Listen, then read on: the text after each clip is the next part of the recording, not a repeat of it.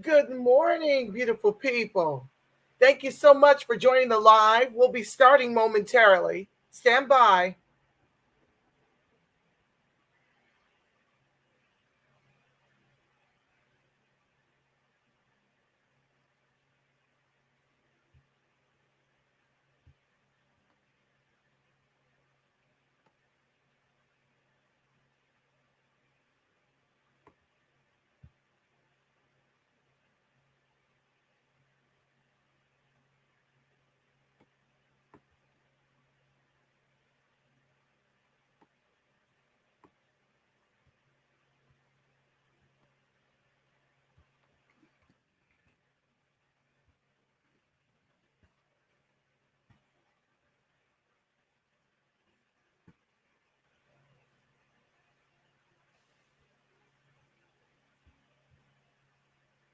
Please be sure to like, share, subscribe, turn on your notifications.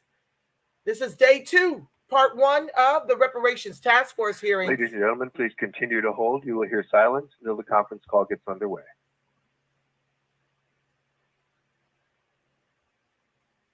As I was saying, this is day two of the California Reparations Task Force hearings, part one. So buckle up, buttercups. I've decided to stay home so I can stream live to the nation and the world. Everybody's watching. Everybody's taking notes from what California is doing. This is some very important work powered by the ancestors. Grand Rising, Ivy Dreams, I see you, family. Grand Rising, Twitter, and Racebook.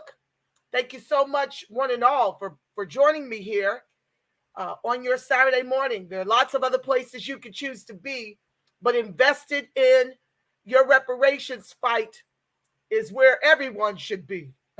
We should be at 1 million views right now, but we do what we can. Grand Rising, Mia, I see you, family. If you want to chat, the chat has been turned off over on the DOJ channel. This is the best place to chat amongst yourselves. I'll be weighing in periodically. I'm super excited about my comments today. Good morning, Yaira. Grand Rising, my sweet. Yes, I am super excited. I woke up, the ancestors always wake me up around 4 in the morning and inspire me to write my public comments. So I've got them here for you today. Yes, I do. They are lit. They are fire. I'm going to try to read uninterrupted my comments from yesterday. Maybe I'll do that when we break. Okay. So yeah, family. It's going to be litty today. I pray I get to speak. Everybody put, oh, here it is. I found it. Everybody put some good juju or me being able to speak today uninterrupted without them saying that's your time. I got my words down to 299, so that should mean I get every word in. It's rich and it's lit, and it says everything that the ancestors want me to say today, okay? Because I speak on behalf of them. And I want to thank you guys who boycotted the Woman King. It looks like they've had to reduce their tickets to $5 just to get them sold. I posted that in Twitter at the Reparationist Perspective on my feed. So yeah, it looks like our boycott is winning. Now, they're going to lie all day about the numbers. You guys know that they lie and they fix and cook the books all the time. But from what someone shared about their Woman King ticket that was sold, Grand Rising, Rob Allbanks, thank you for joining the live. Yes, with someone from Alabama, peace and love from Ooh, child. Listen, Alabama, Rob, you need to pull up at that Alabama State Prison. They got this sister's brother in there looking emaciated. Listen, let me see. Hi, Lucky Grand Rising. Yes. Rob, I need you and the American freedmen to pull up on that Alabama prison. I heard from that brother that does news and events over on TYT on ScrewTube. I'm going to try to pull it up so I can paste it here. My wife wants to know why they are boycotting the Woman King. Oh, Rob, you don't know. Well, this will tell it all to you. This one statement I've been saying will summarize it. Glorifying the Dahomey slaughterers is like glorifying Hitler. As American freedmen, we must lose the taste for Hollywood consistently lying and distorting our history and fictionalizing it. So, Rob, in effect, the Dahomey women are not women who fought against our enslavement. They fought for our enslavement. My ancestors were traded into slavery from Benin, which is Dahomey. Same thing. It was later termed Benin. I'll look that up. I had no idea. Thank you. Absolutely. Yes, these women would behead our elders whom they could not trade into slavery, smoke their heads, wear them symbolically. Look up the one story, Rob, about Lupita Nyong'o, who got interested in the Dahomey after they fictionalized the Dahomey women in the movie Wakanda. Okay, she went over there and spoke with the king and got the truth about these Dahomey warriors. They did atrocious things to our ancestors, the ones who refused to go willingly into slavery were beheaded. They did so many atrocious things to our people and then sit up here and scratch their heads as to why we suffered the worst heinous chattel slavery known to the free world. You see, the Europeans learned it from them and then colonized them. So you must understand, family, there's no getting away wherein universal law is concerned. You will reap what you have sown. And the volume is not up.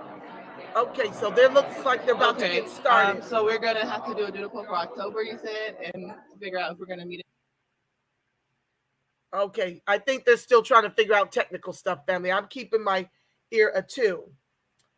Yes, Yaira, Lupita had the script in 2018, long before they offered it to Viola. Shout out to Lupita for turning the role down. Yes, and even Viola admitted that they could not drive ticket sales for Hollywood. Okay, they could not drive ticket sales if they did not fictionalize it out of her own mouth when asked about this boycott. But we are sick. We're not sick. Let me use a different word. We're done with the lies. We're done with American freedmen's complicity in lying about our history. We American freedmen are rising. Hey, good morning. Good morning. Sorry, guys. I don't. Let me stop talking. The time is 9:11, and so before we turn to our next item on the agenda, which is public comment, I will turn to Parliamentarian Johnson to call roll and establish a quorum.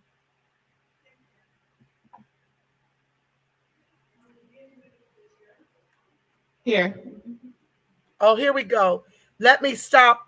Well, I have to stay on the phone, so let me pause the video because I have to wait for my number to be called. Okay, family? I'm going to mute them so it's not an echo. Okay, is that all right?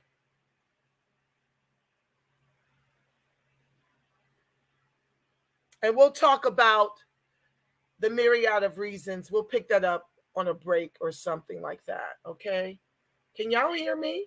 I hope so. I don't see my I think you can hear me. I think my oh, there it is. It's vibrating now. Okay. Let me post that for you, Rob. Stand by.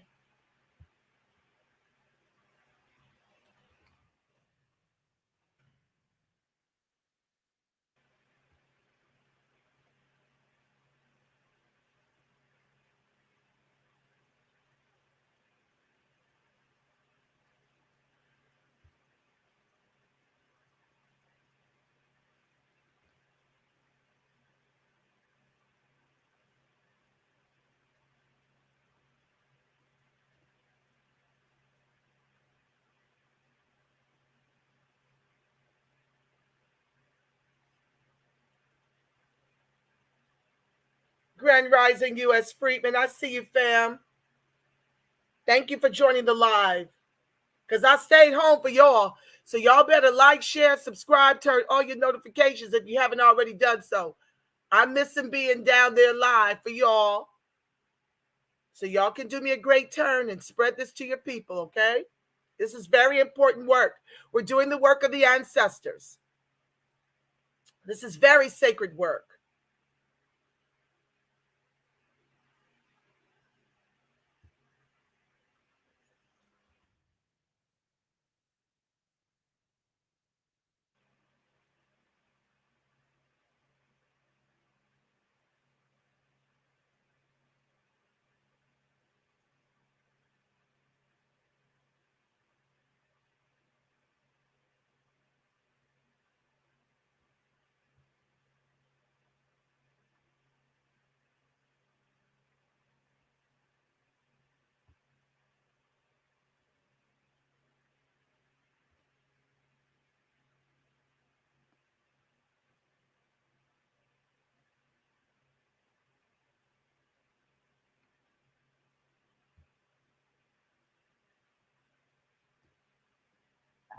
As Chair Moore has indicated, we are going to take the remote callers initially and allow 30 minutes for those callers who are on the line waiting. And those of you who are here in person, the task force wants to hear everyone. So we appreciate your patience, and you will be speaking after the callers. So if you'll have us take a seat when you can, and we'll get started. So I believe I have Alan, who is our operator assistant, who is working with us today. Alan, do we have the first? You are in queue. Yes, our first line will be line 14. Go ahead. Carrie, so we have to keep it down to here. Line. Hello, when you're called upon to speak, you'll be identified as line 16. Again, your line number is line 16. Can you hear me? Yes, thank you. Yes. Thank you. I'm starting to hear more and more that the 48 is a federal claim. So I wanted to shout out Gavin Newsom for president before I begin. As well, I want to mention the direct cash payment portion of this reparation claim, because a lot of people can focus on the other parts or harms, other remedies, but I like to focus on the numbers. You know, I believe it should be a blueprint for what cash payment reparations can look like. Time payment of $123,000 a year tax-free. We need to make that proportional in each state if we're going to do it in California. And California versus Oregon is a 39% cost of living increase. So that would mean $177,000 minimum per Black American in California per year for life. I know that California has a $97 billion surplus, so I don't necessarily want to hear the excuses about the thief not having enough money to pay us in modern day.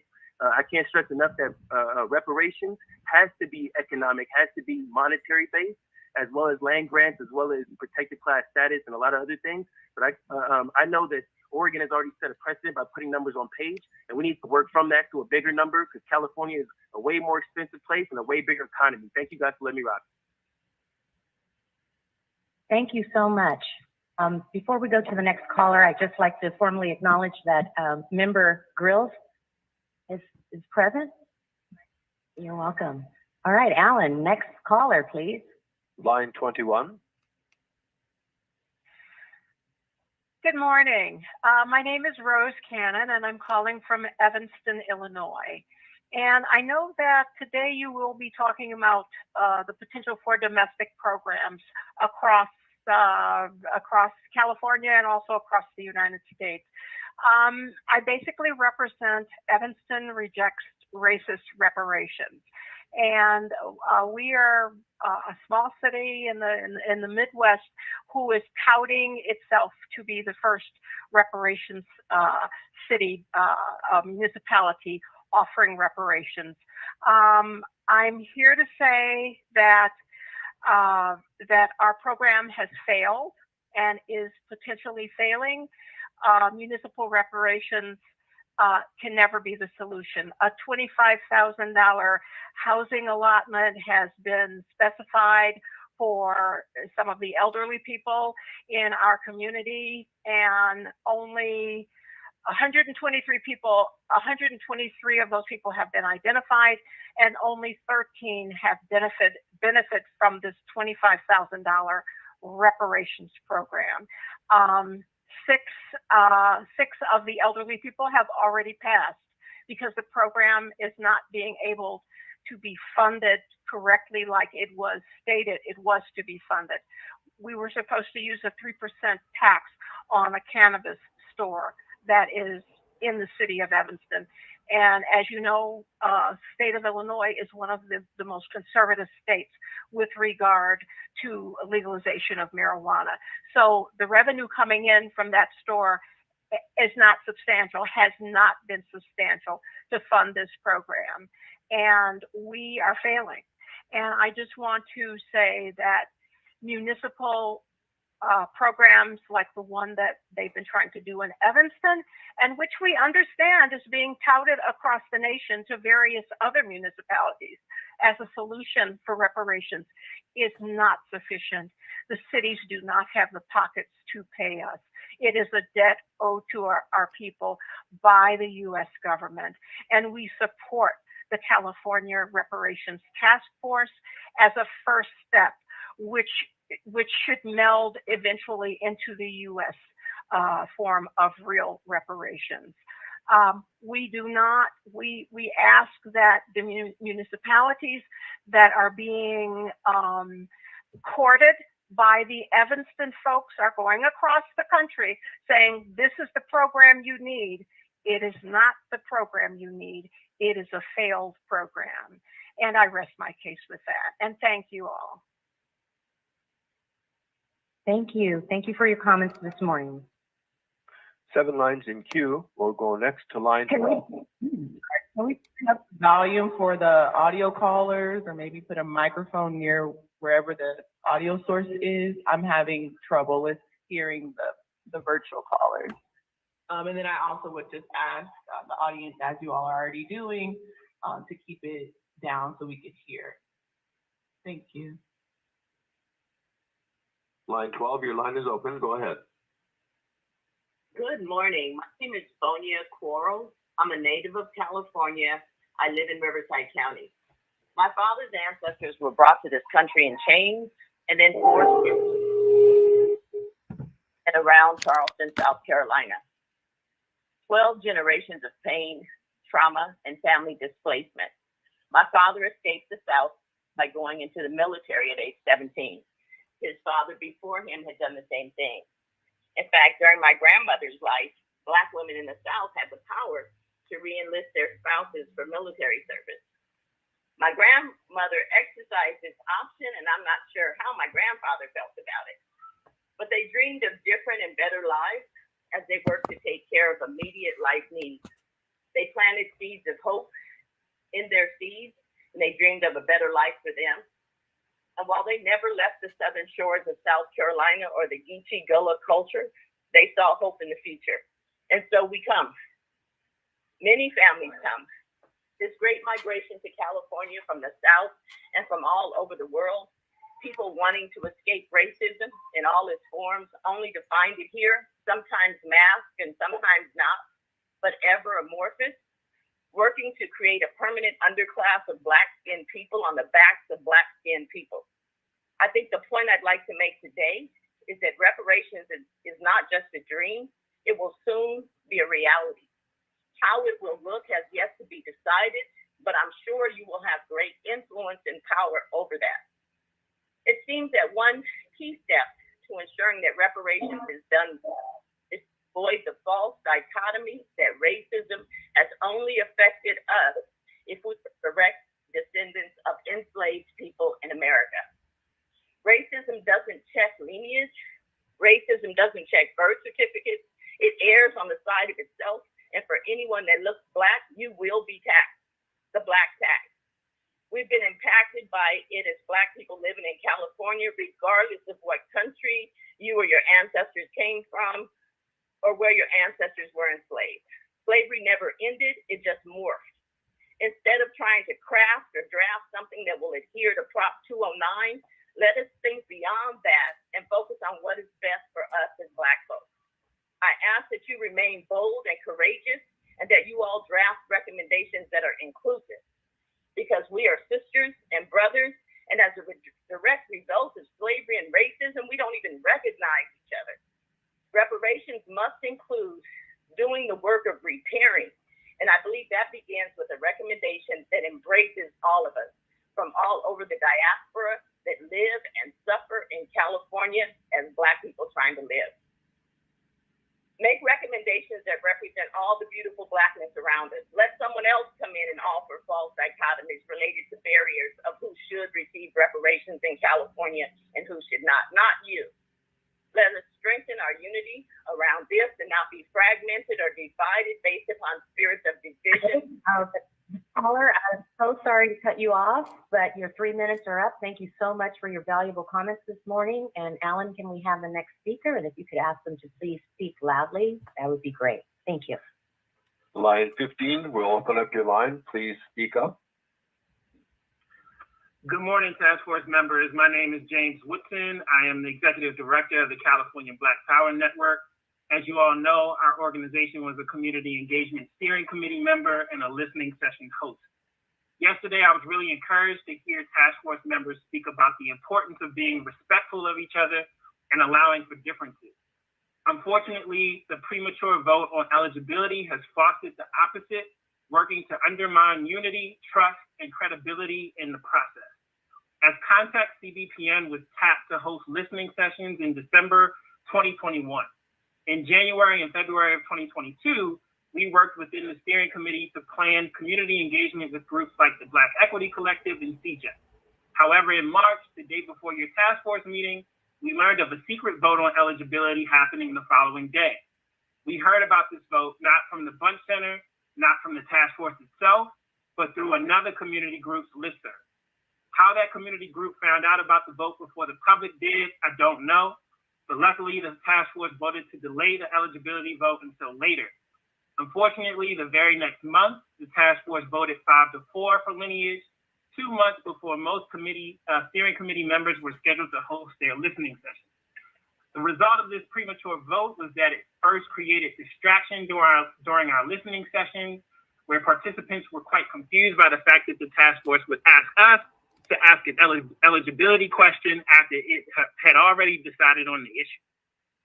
Second, it raised questions about whether this task force is serious about engaging community and receiving community input and feedback from everyone. The task force has yet to hire a comms firm and has yet to make a firm commitment on continuing community engagement. In fact, it was funny to hear a commenter yesterday talk about how Community Coalition was not involved in the eligibility vote, which is exactly our point. The task force has made decisions without key stakeholders who have served the Black community for decades being brought to the table. The crux of this issue is not about eligibility itself, but it's about the way that the task force engages community. It's about basic fairness and whether people think this process is authentic or not. If this task force doesn't figure out a way to unite our community, no one will get reparations. As you move forward, the credibility of this task force will hinge on whether you move in partnership with community or move ahead of community. It's not only about what you decide, it's also about how you get there, and you'll need a united front to push your recommendations through the legislature. You will not get that united front on your current course. Favoritism, secrecy, and unfairness will only cause more division among our people.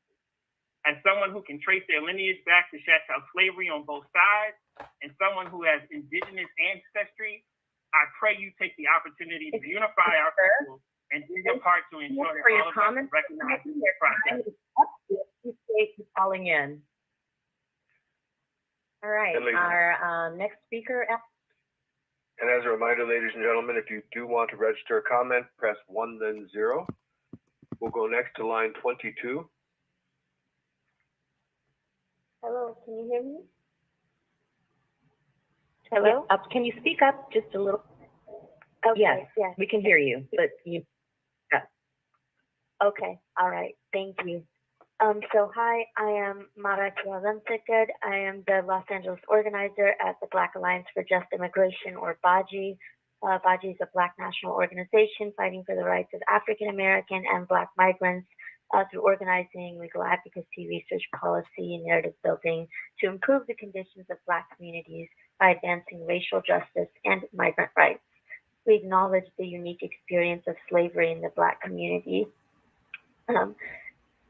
Anti-Black racism, however, does not discriminate, distinguish, or care for any hierarchy that we've subconsciously created among ourselves, right? And white supremacy's goal is to cause destruction to all Black people, regardless of where they come from. Slavery and anti-Black racism are really two peas of the same pod. While slavery hypothetically ended, but continues today through the carceral system that all Black people are affected by, not including Black migrants, and has morphed into a system now that's built on anti-Black racism and affects all Black people, regardless of when they came into this country. Slavery and anti-Black racism are not two completely different things. They are inextricably connected. Also, Black migrants and refugees don't come here out of choice or convenience, but because of the effects that U.S. colonialism and imperialism have had across the globe. California and the U.S. should be held accountable for its contribution to that dynamic and not be let off the hook in the form of reparations. Black migrants are the most criminalized immigrant community and suffer from the lowest housing of other immigrant groups, slightly higher employment rates, but have similar low income rates because we're working multiple jobs similar to our Black American counterparts. We acknowledge that there has been work done within the task force to address this issue, but the community has not heard about this soon enough. And as you continue your work, it's important to remember that not only is the Black community not a monolith, but the Black immigrant community is also not a monolith. People arrived in California by different means, but we all have a common experience of being Black in California and suffering from the vestiges of chattel slavery. And it's important, some have noted the effort to disaggregate data, similar to that of the AAPI community, but the AAPI community has also pushed for the disaggregation of data by nationality and ethnicity, right? It's not simply based on a binary distinction between who is born here and what. Disaggregation does not help. Thank you so much for your comments. We're going to have to move to the next call, but thank you so much for your comments. And Chair Moore, Alan, before we continue, Chair Moore, just a time check-in. It's 9:30. We have time for about 3 more callers. Alan, we have time for about 3 more callers. Line 20. Caller. Thank you. Yes, just one moment. Line 42, your line is open. Good morning. My name is Shayla Bonner. I am the Civic Engagement and Lead Organizer at the Safe Return Project in Contra Costa County. We represent Black and Brown formerly incarcerated people and those impacted by the criminal legal system. Our mission is to end mass incarceration and re-enfranchise those who have been disenfranchised by the criminal legal system. I'm calling to express my disappointment that 5 task force members would vote on eligibility prior to hosting listening sessions and reviewing community input. The economic success of California would not be possible without the unpaid, forced, and underpaid labor that Black Californians contribute to the founding and development of the state. It is imperative that all Black people have their voices included in the process of developing the recommendations, including eligibility, that the task force will present to the governor. It was mentioned yesterday that there were some counties and some Black communities that have not been reached to weigh in on what Black reparations could look like to them. The decision to determine eligibility prematurely is very disappointing. I ask that moving forward, the task force will make a stronger effort to solicit community input before making major decisions on reparations framework. This effort should include hiring and retaining a reputable communications firm to help promote your work in the community, continue to put significant resources towards community engagement, and partnering with community-based organizations to ensure you are reaching the entire community. Thank you all for your time and consideration. Thank you. Alan, next caller. Line 16, go ahead, please. Thank you. Good morning. This is Angela Nirvana. Who should be eligible for reparations? Every American freedman in the state of California that is living with the vestiges of what happened in that 500-page report prior to AB 3121 being signed into law, and those who were legislated out of the state before and thereafter. As for that Bunch report, I'm giving it the side eye to have polled non-American freedmen who haven't attended a hearing nor listening sessions. American freedmen have never been polled by the state nor the feds about how they spend trillions of our reparations dollars on whites and immigrants, refugees, and incessant wars. And I don't believe that they said words like monetary no cash of their own volition. No one talks like that. They were prompted. As for what I believe reparations should be, direct cash payments. No more programs that you give with the left and give away with the right to whites and immigrants. Free housing and eco-friendly neighborhoods, an American freedman town akin to Chinatown, full of our grant-funded businesses exclusively. Our own Office of Freedmen Affairs, akin to the Office of New Americas you've established for the immigrants. Anti-Freedmen Defamation League and enforced protections. 20% of the employees in the public and private sectors, from the low-skilled position through upper-level management, with a California salary that offers full benefits and a pension. And free education is nice, but please understand it doesn't guarantee us a job paying a California wage. It is purely symbolic. All of our debt should be waived, and we shouldn't have to pay taxes. You should also give us 800 credit scores. Lastly, California, it would behoove you to deliver our reparations prior to Governor Newsom running for president, lest these hearings will be a grift for our vote in 2024. Thank you. I'll land there.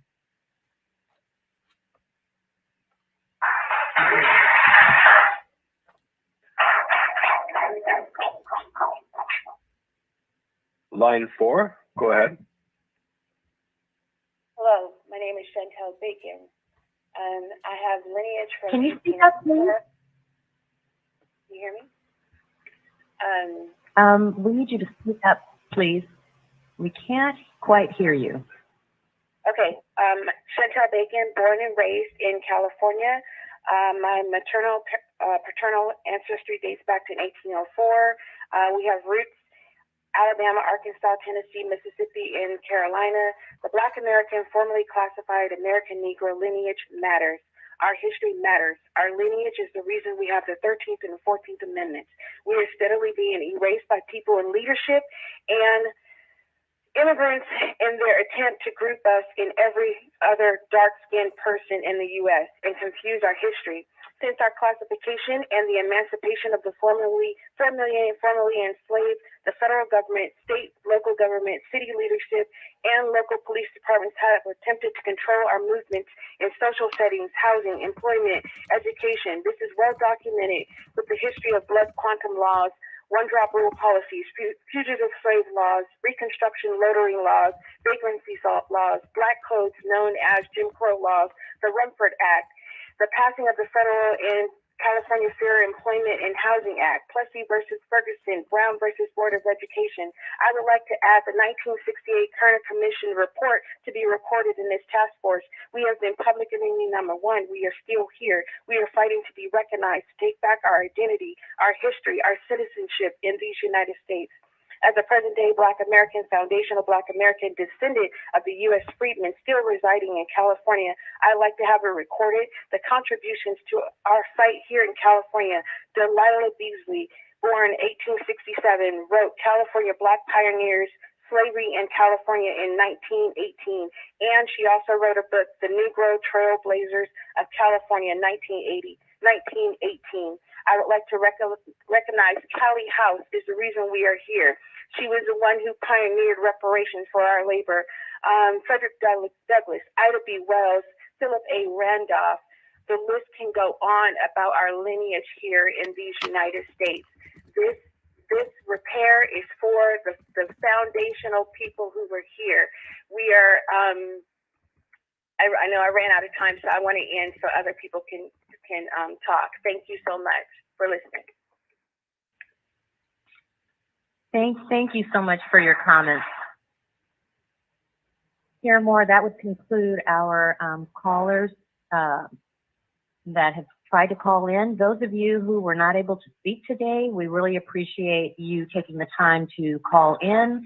And please know that you can submit written comments to Reparations Task Force at doj.ca.gov.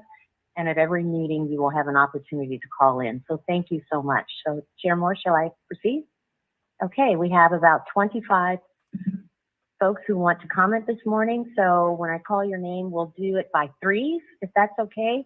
So will Jill H, Elmer F, and Daniel L approach the mic, please? Okay, a second. All right, thank you so much. You may begin. I will be giving you a time card to just help you know where you are. Thank you, I appreciate All right, that. thank you so much. You may begin. So I'd like to thank the California Reparations Task Force for providing me an opportunity to present to you today. This is just a section of a testimony that I gave to the Beverly Hills Unified School District in regards to supporting the moderator to unmute you.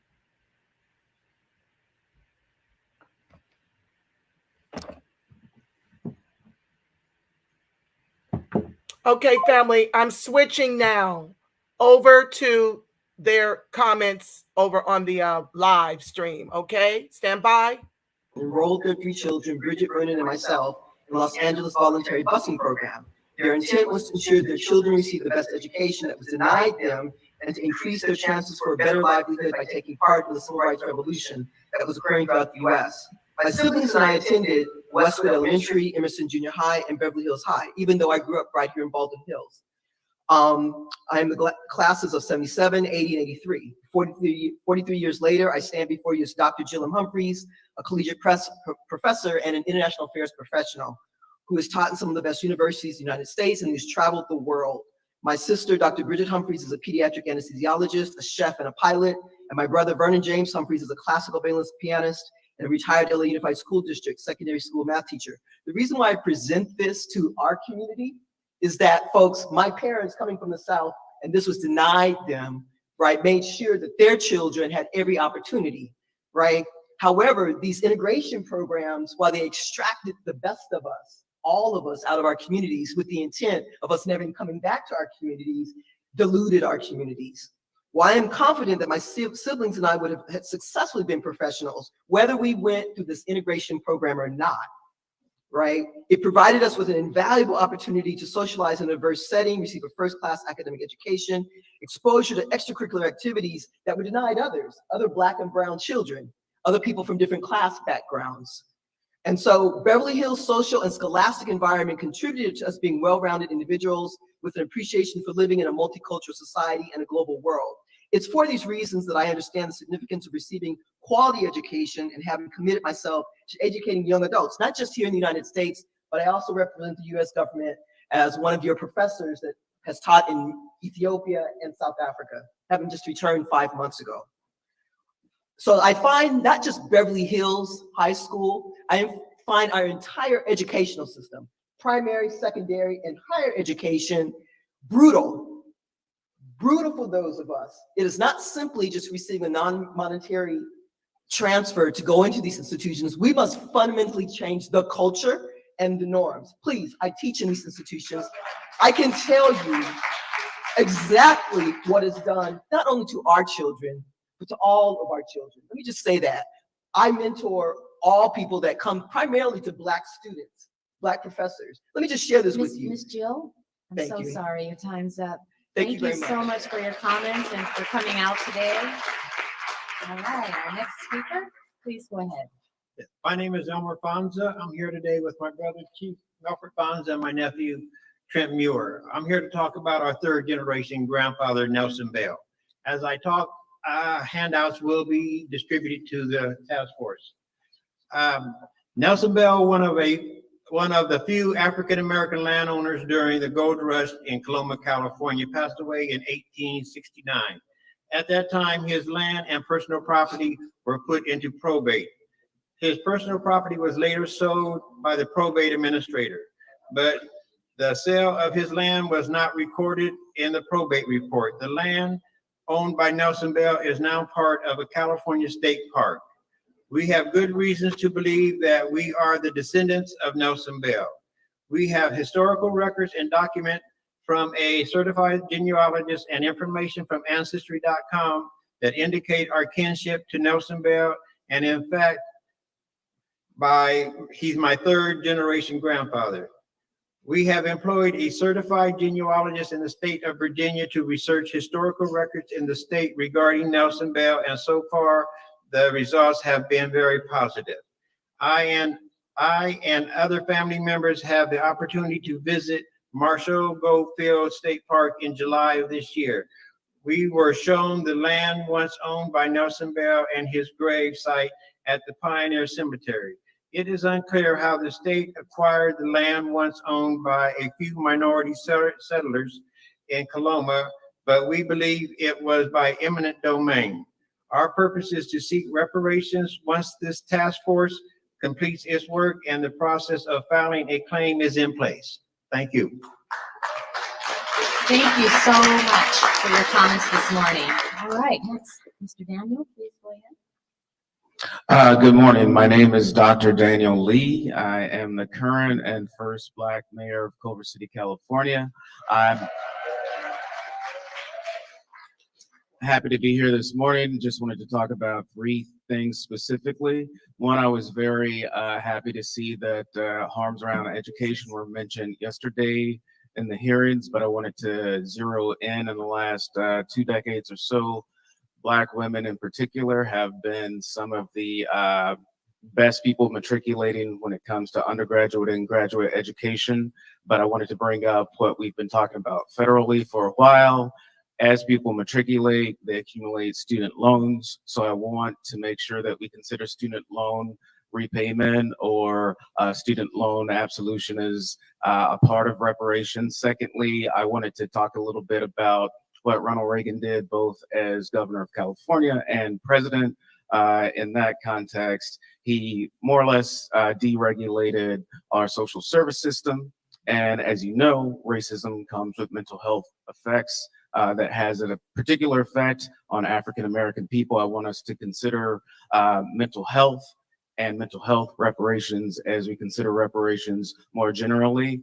Secondly, Ronald Reagan and his staff made it so that the University of California system and the California State University system were not essentially free as they were before. If you wanted to get a higher degree, bachelor's, master's, PhD, that has had a deleterious effect, as I mentioned before, in the context of student loan repayments. Lastly, our city in Culver City, we moved forward with an apology for our city's history as a sundown town last year. Earlier this year, we moved forward with reparations. Just this past Monday, we moved forward with moving with a historical context study. I just want the entire task force to keep smaller cities that are moving forward in mind and in a complementary manner as the reparations task force moves forward with their work. Thank you. Thank you so very much for your comments this morning. Could we have Bruce W., Liz C., and Dr. Magella? I hope I'm pronouncing that correctly. Please approach the mic. Thank you. The spirit in me greets the spirit in each of you. Bruce Wheatley, Wheatley Institute. Yes, I'm 6'9". There we go. That feels a little bit better. Oh, okay. You know, I don't know if we're off to a good start when you don't serve Black folk coffee, but that might just be to my early rise. So, all right. Thank you all for your time here. WheatleyInstitute.com. My comments, recommendations come from an investigation that we did looking at the intersection of health and human services and K through 12 education. So with all said, first, much gratitude and appreciation for the committee's diligent and thorough effort to communicate the impact of institutional structural racism, discrimination, and the biased decision-making that has diminished the quality of life for Native Black Americans in California and across the country. Due to the enslavement, this recommendation is centered on separate and unequal education, mental health and physical harm and neglect, and really piggybacks off what this young woman said and the gentleman before me. But due to the enslavement mentality of America's oppressors, the mental health and K through 12 education school referral process for service is culturally destructive for Black Americans. As a result, given the overrepresentation of Black children in special education, probation, foster care systems, primary and essential is a full review and amendments to California's Welfare Institution Code. Case in point, we must look at redefining the definition of severely emotionally disturbed and the criteria that qualifies individuals for this clinical service. We must redefine priority population. Due to the overrepresentation of our kids in these systems, counties, as an example, of mental health, do not serve our needs whatsoever. And so central to this issue suggests that higher education repurpose and eliminate terms like field work and case management and social work. The referral for service process reinforces the racist thinking of round up the blacks in the field, and no parent wants their child case management. Therefore, to bring legitimacy to the 1964 Civil Rights Executive Order for Cultural Competency, which has not been met based on the fact that I just laid out, and the recent 2020 Executive Order advancing racial equity and support for underserved communities, given that blacks make up no majority in California City, is essential to reversing the institutional systemic structural racism that you've all laid out, is prioritizing black organization and community leaders for funding to support the transformation, not a program, but the complete transformation of health and human services in K-12 education. With that, concerning the control over creative control and intellectual life, California Health and Human Service related requests for proposals, bidding must permit innovators to maintain their intellectual property, program design, process, and service delivery methods. As an example, the state released the RFP I'm recently so sorry, and Mr. Mark, suggested they would your have time is up, but take thank their you so innovation. much. Thank you for all. coming Keep out. up good work. All right, thank you.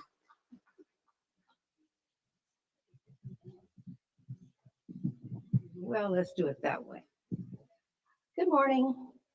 I want to really commend you guys on the good work you're doing about reparations. But my name is Liz Chow, and I'm the historian for the Consolidated Board of Realtors and the Sanchez Adobe on Don Felipe, a building with over 200 years of use. And Mr. Bradford, I just saw pictures of you there when you were first getting started in politics. My task force here today is to try to save this Adobe. The original owner or builder, Don Vicente Sanchez, was sent by the Spanish and Mexican government to corral the African Americans, 35 of them that founded Los Angeles, Pio Pico being one of them, the first governor. So we talk about who was the first governor in the United States. It was black governor, it was Pio Pico. Maria Rita Valdez on Beverly Hills. So we have all these African Americans that escaped Mexico and came to California, which Mexico did not own. And they basically annexed Mexico when the African Americans, or I shouldn't call them Afro-Mexicans, started to do so well. My task force is to turn that adobe, which was built in the late 1700s, right on Don Felipe, because there's a lady here from Baldwin Hills, 3725 Don Felipe. That's literally falling apart because the city wants that lot to provide housing for Metro. So my task force is turn this into a children's museum where children in the 4th grade, no offense to Dr. Dre, but by the time they get to high school, it's too late. They want to be a rapper. We're going to start with basics, going back to, how to actually how to penmanship, language classes, how to use a knife and fork. Your kids drive up to Jack in the Box and then they eat like this. So we have a museum over there that's ready to be retrofitted, because it's 200 years old and we need to fix it.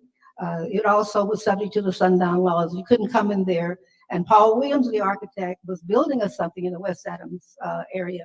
I'm going to cut to the chase real quick. You're talking about reparations. The realtors came in 1949 because their land was seized in the Palos Verdes Torrance area, just like Bruce's Beach. We pooled our money together to buy this land, right? And then they snatched it. O'Melveny was the head of the Board of Supervisors at that time. They just snatched the land and pushed us back into the Watts West Adams district. Paul Williams had to use white people to buy land in Watts to build apartments. So when this building became available, it was back at that time was a white women's club with signs that said no blacks, no Asians, no Mexicans after a certain period of time. He thought it was better to buy that. That's a curse because we were building something much nicer in West Adams history. So I won't go on too much further, but I would invite this task force to please come and tour our Adobe. It's so important that we teach our children earlier. I mean, no offense to Beyonce. I'm so sorry to interrupt you in the Can I middle just of your close with this? sentence, Let but me your just close time with is this. up. Okay, let me just close with this. Please come to our Adobe and visit it. If you guys can have a tour, we'd appreciate it. And Senator Bradford, I sent you a big package. Thank you so much. And now we'll hear from the doctor. Thank you so much for your comments, Ms. Liz. Sound good? Yes, please go ahead. Acknowledgement first to and reverence to my ancestors, stolen people forcibly settled within the socially engineered, violently maintained imaginary borders now known as America. Acknowledgement to the traditional land stewards, the Tonga and Gabrielino peoples. And then finally to my elders in this community with whom I've consulted, requested, and received permission to speak today. To the task force, to the California DOJ, and more specifically to all to convene on behalf of the liberation, restoration, and reparation of African people in the state of California, the US, and the world. Good morning. I am Dr. Michaela Bethune, an assistant professor in the Department of African American Studies at Loyola Marymount University. I am a community psychologist trained in community research and action, and I'm here in the capacity of being a Black mama, a Black scholar, a diasporic African of the world residing in America and in the state of California. I am here to speak on behalf of a group of African people who have neither the personal agency nor the social power to be meaningfully or civically engaged in this process. I am here on the behalf of young Black people. I have read and reviewed this task force 500-page interim report and comprehensive account of the systemic, institutional, structural, and existential harms of American white supremacy. The structure and organization of this report carefully lay out the historical and ongoing impact of slavery, racial terror, civic and political disenfranchisement and marginalization, residential segregation, violation and desecration of our communities, educational segregation, environmental and structural racism, the demonization of Black families, the assault on Black art, culture, scholarship, and identity, stolen labor and opportunity, the criminal injustice system, and the continuance of slavery, mental and physical harm, neglect, and diminished generative reproductive capacity and thriving, and the wealth gap.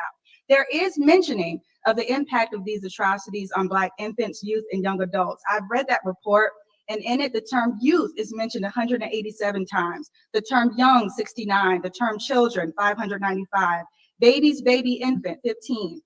As a scholar on Black youth and adolescents, this leaves me hopeful and also invested in this process.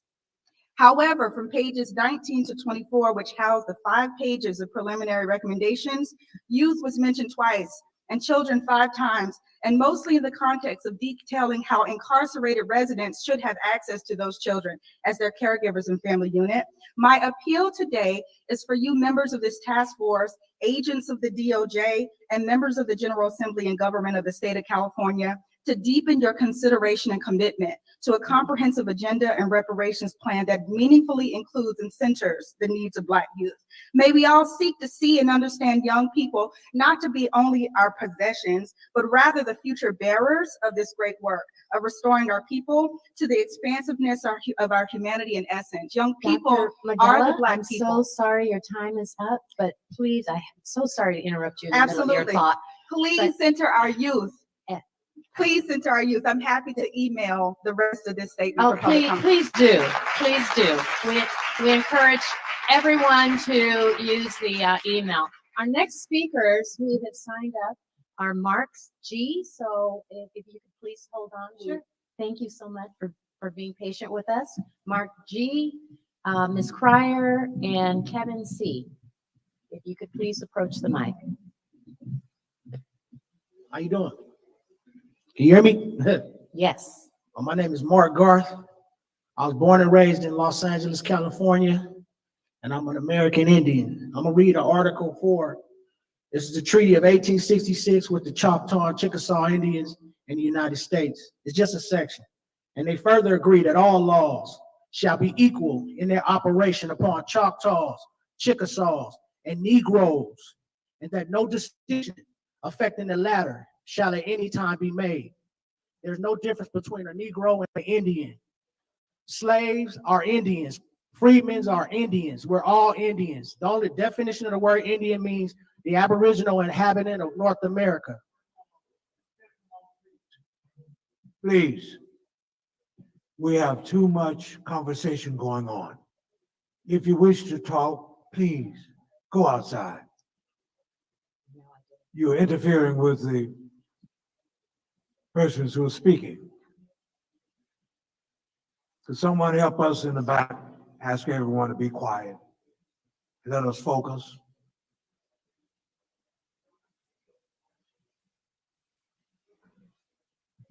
Let this gentleman start over. Yes, absolutely. There's no difference between a Negro, a colored person, a black person. They're all Indians. We're indigenous. I'm speaking for the indigenous people here in the United States who has United States lineage ancestry. This is our land. We own it. We have proof of ownership of our land. It's called the Agricultural Non-Population Schedule from 1850 to 1880. My ancestors made improvements, and we were deprived of that. So that's part of the deprivation and the atrocities that has happened to us. We were deprived of the right to be Indians, and we were deprived of our land patents and annuities that's owed to us, pursuant to treaty obligations, not what people want to make up or vote on. We don't care about what foreigners think. This is the law. The highest law of the land is this treaty right here and the Constitution. So what we should add to this, to what you guys are doing, it should be included with what you're doing, is just please form a committee to where we can use the Indian treaties, because all the money is here. The allocated money is here. We can go from the date of the treaty to now and allocate the money that's owed to us, the stocks that's owed to us, as well as all annuities. We ceded this land to create the United States, Negroes, black people. So you can't have an Indian without the United States. You can't have a black person without the United States. It's one and the same. So all I'm asking is that we include the Indian treaties along with what we're doing, because that's extra money for us, and land. Make sure we get our land patents completed, because they have to be completed. Our ancestors have the evidence. We made improvements. Thank you. Thank you. Thank you so much. Our next speaker should be Ms. Cryer. Good morning, task force members and community. My name is Sharice Cryer. I said I was not going to cut up today, but I must cut up for the community. There have been people who called in and spoke about integrity. And I want to let the commission know that I personally, and I was not the only one, prevented from coming into listening sessions that were co-hosted by the California Black Power Network. I want to let you know, I sent an email. I was not going to, but I was prevented from coming into not one, but two sessions.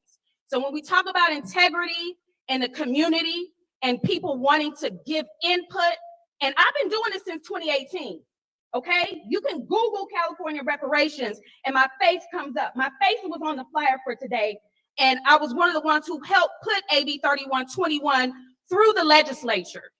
And I was prevented from coming into two sessions by the California Black Power Network. I just wanted to let you all know that. So lineage-based reparations is the standard for right now. And if you want something else, we are in a free country. You can put another bill through the legislature. That being said, yesterday, harms versus national model. The commission will run into a problem, and member Lewis, I spoke with you about this in April, and I spoke to another member yesterday about it, because you're going to run into a slippery slope argument. In theory, it works, but practically applying it to lineage-based eligibility is going to be an issue. You start splitting up what type of harms were experienced by Black Americans and assigning a dollar value to it. other Americans experience the same harms. My suggestion would be for the task force to make sure the tie to slavery is solid in these calculations. The formula, for example, that the economists gave yesterday should include X amount of generational wealth lost because of slavery, plus amounts lost due to, for example, redlining, equals the value descendants are owed.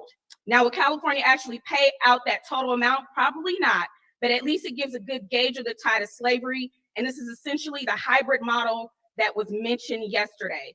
Also, when looking at international theories and models of reparations, I'd argue the US has made the most reparations payments to any individual groups, and we make following US precedent the standard as opposed to looking at an international standard.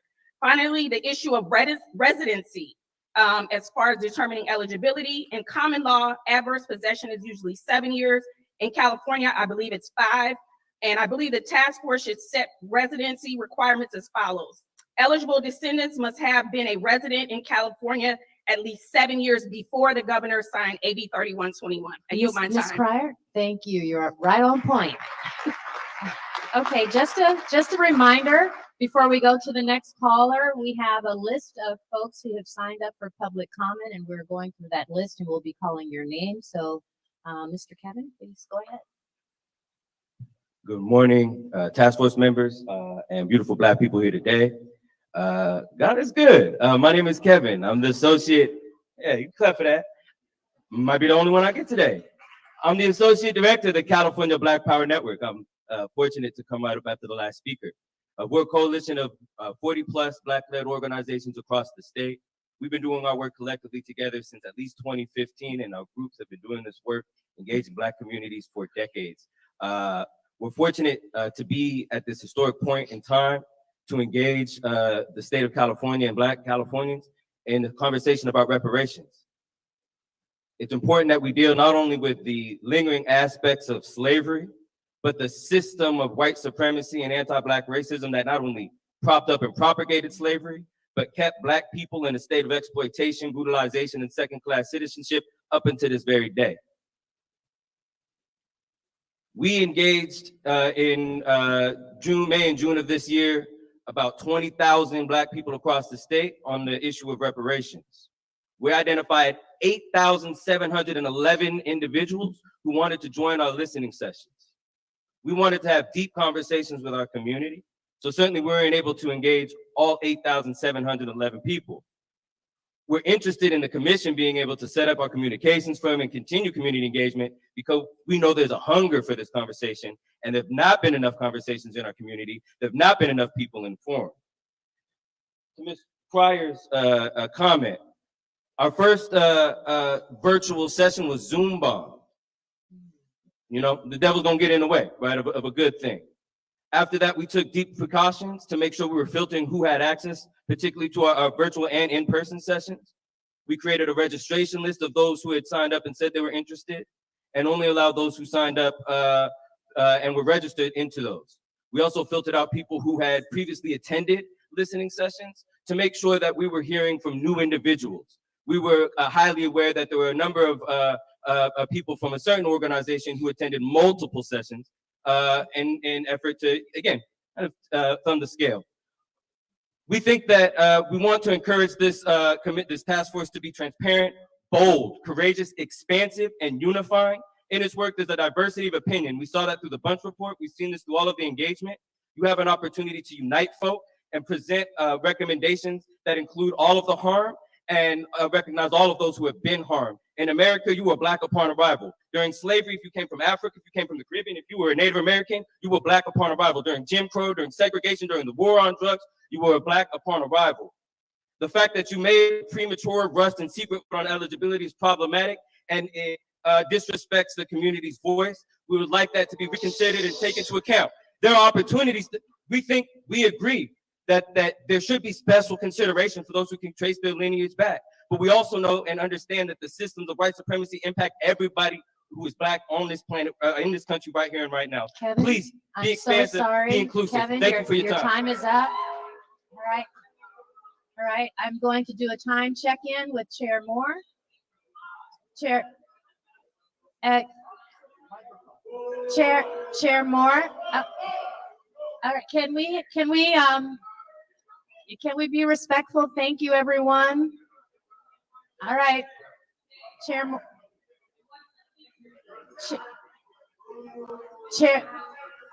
Moore, I'm going to do a time check-in. It's about 10:06, and we have about. Yes, everyone.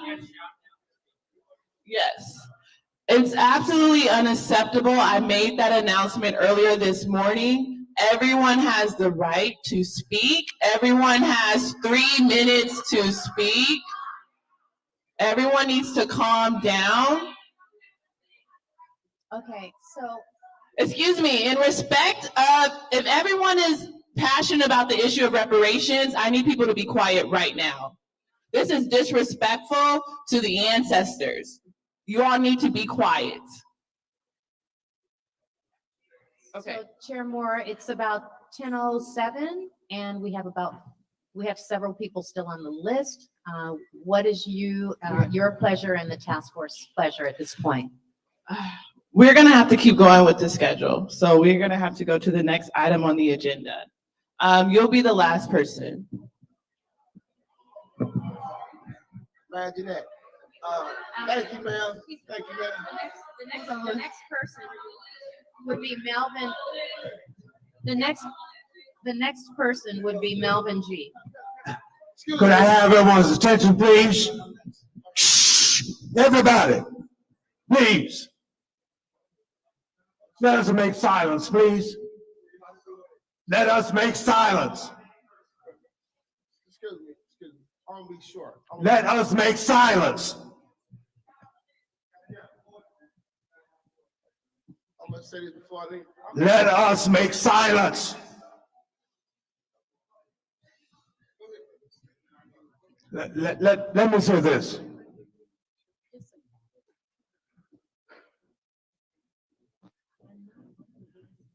We know how to behave.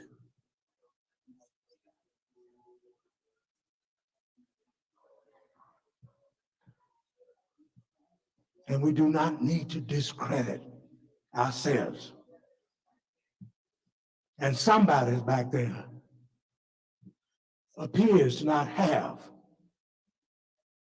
respect for our ancestors and respect for themselves.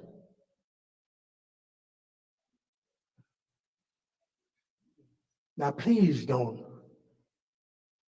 make it true. I am finished. You just be quiet, please.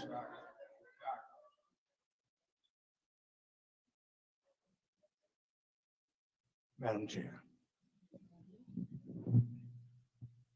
Okay. It's 10:10. We have witnesses on the line. We are going to end public comment right now. Thank you.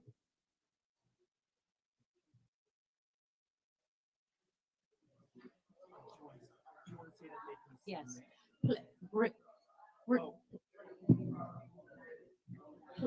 Hello. Please remember that you can submit your comments in writing. Okay. So the next item on our agenda. Chair Moore, we just wanted to remind everyone that please remember you can submit your written comments to reparations task force at dlj.ca.gov. And thank you so much.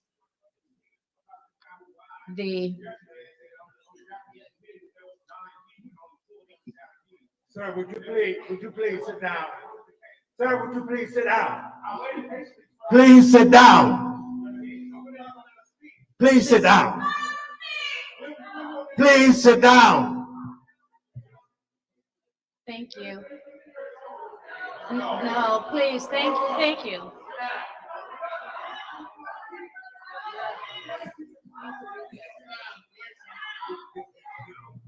Okay. Yeah. Excuse me, sir, you spoke already yesterday. Please respect the space. We're moving on. Thank you. Okay, I took a picture of all the people who have yet to speak yet. We'll figure something out later. Thank you. All right. So the next item on the agenda is number 16, witness panel, examples of domestic and international reparations initiatives and models. Again, as I stated yesterday, if you read AB 3121, which is a statute that this task force scopes and powers are predicated on, it requires that our final recommendations comport with international human rights law standards. And so today we've invited expert witnesses in the field of domestic and international human rights law to describe and educate members of the public and the task force about different examples of domestic and international reparations initiatives and models around the world and in the United States. So we've invited Ron Wakabayashi, Mia Iwataki, Mitchell Maki, Virgine Latsich, and Ruben Carranza, who will be joining us remotely, and Jonathan Bush, who will be joining us remotely. I will now introduce our first expert witnesses who is here to meet us in person. Hello, hello. Okay. Before I introduce our expert witnesses, I'm required.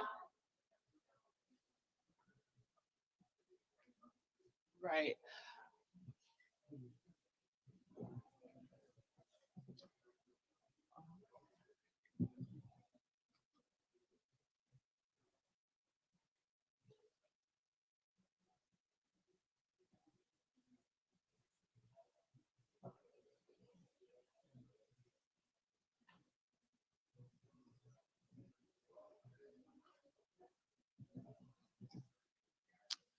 Damon, if you could check your text.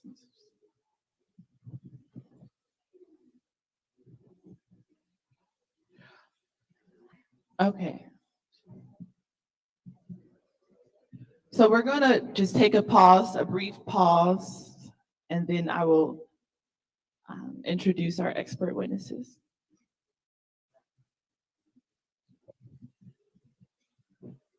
Let me say this, as vice chair. We're going to have to bar this young man from this meeting. He's nothing but a provocateur, and he's not here to be focused on what we are about. So with everybody at the door from the staff, make sure that he does not come back in here.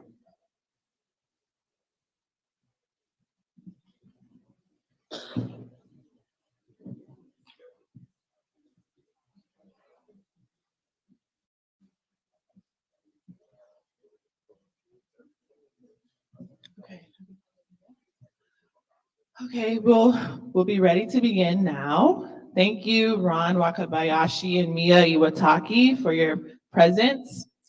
Ron Wakabayashi retired from the U.S. Department of Justice Community Relations Service in 2020, following a 20-year career.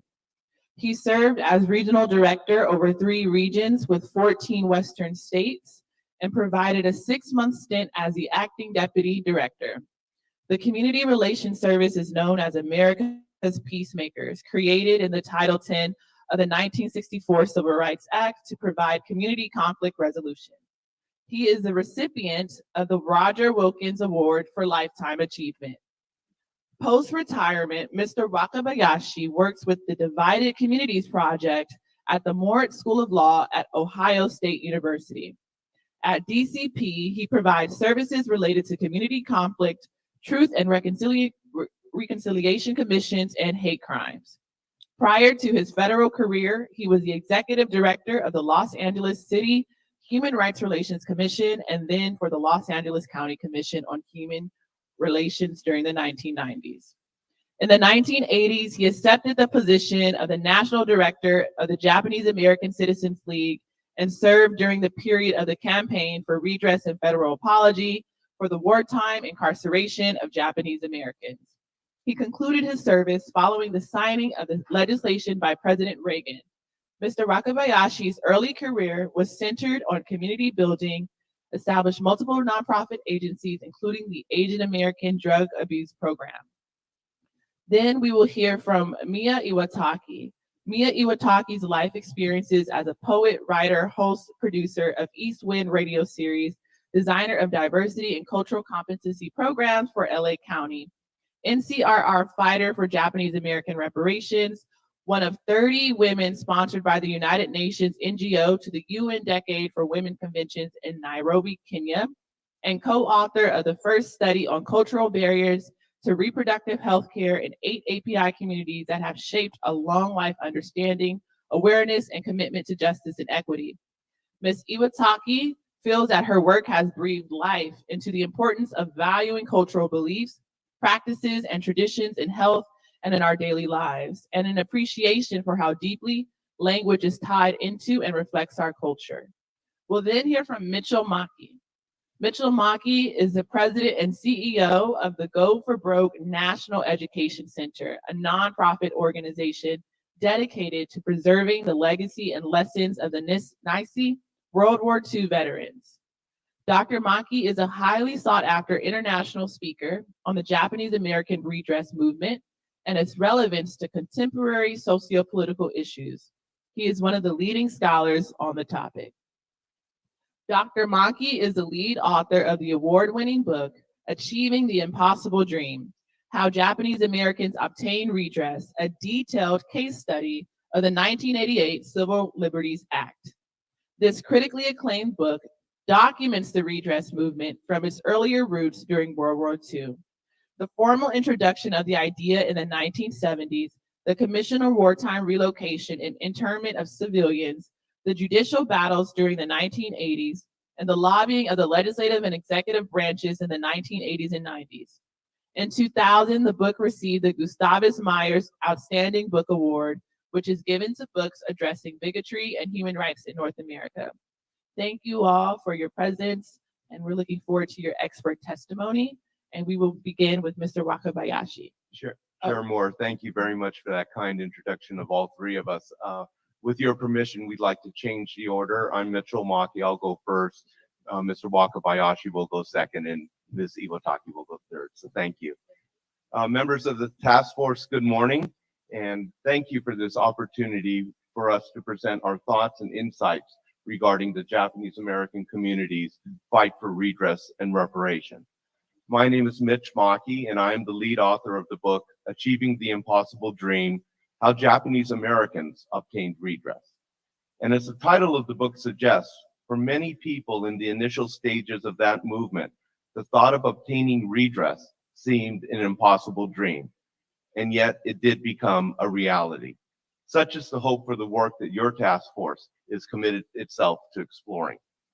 I'd like to start off by emphatically stating that I, nor my fellow panelists, make any claim to the equivalency between the incarceration of Japanese Americans during World War II and the institution of African American slavery, which stained our nation for 2.5 centuries.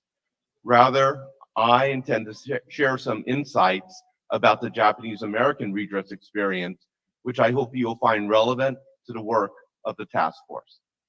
I will focus my comments on 3 insights from the experience. Number 1, the importance of speaking with a unified voice. Number 2, the public commission hearings and the education of the general public and the American Congress. And number 3, the objective of redress for the Japanese American community. Number 1, speaking with a unified voice.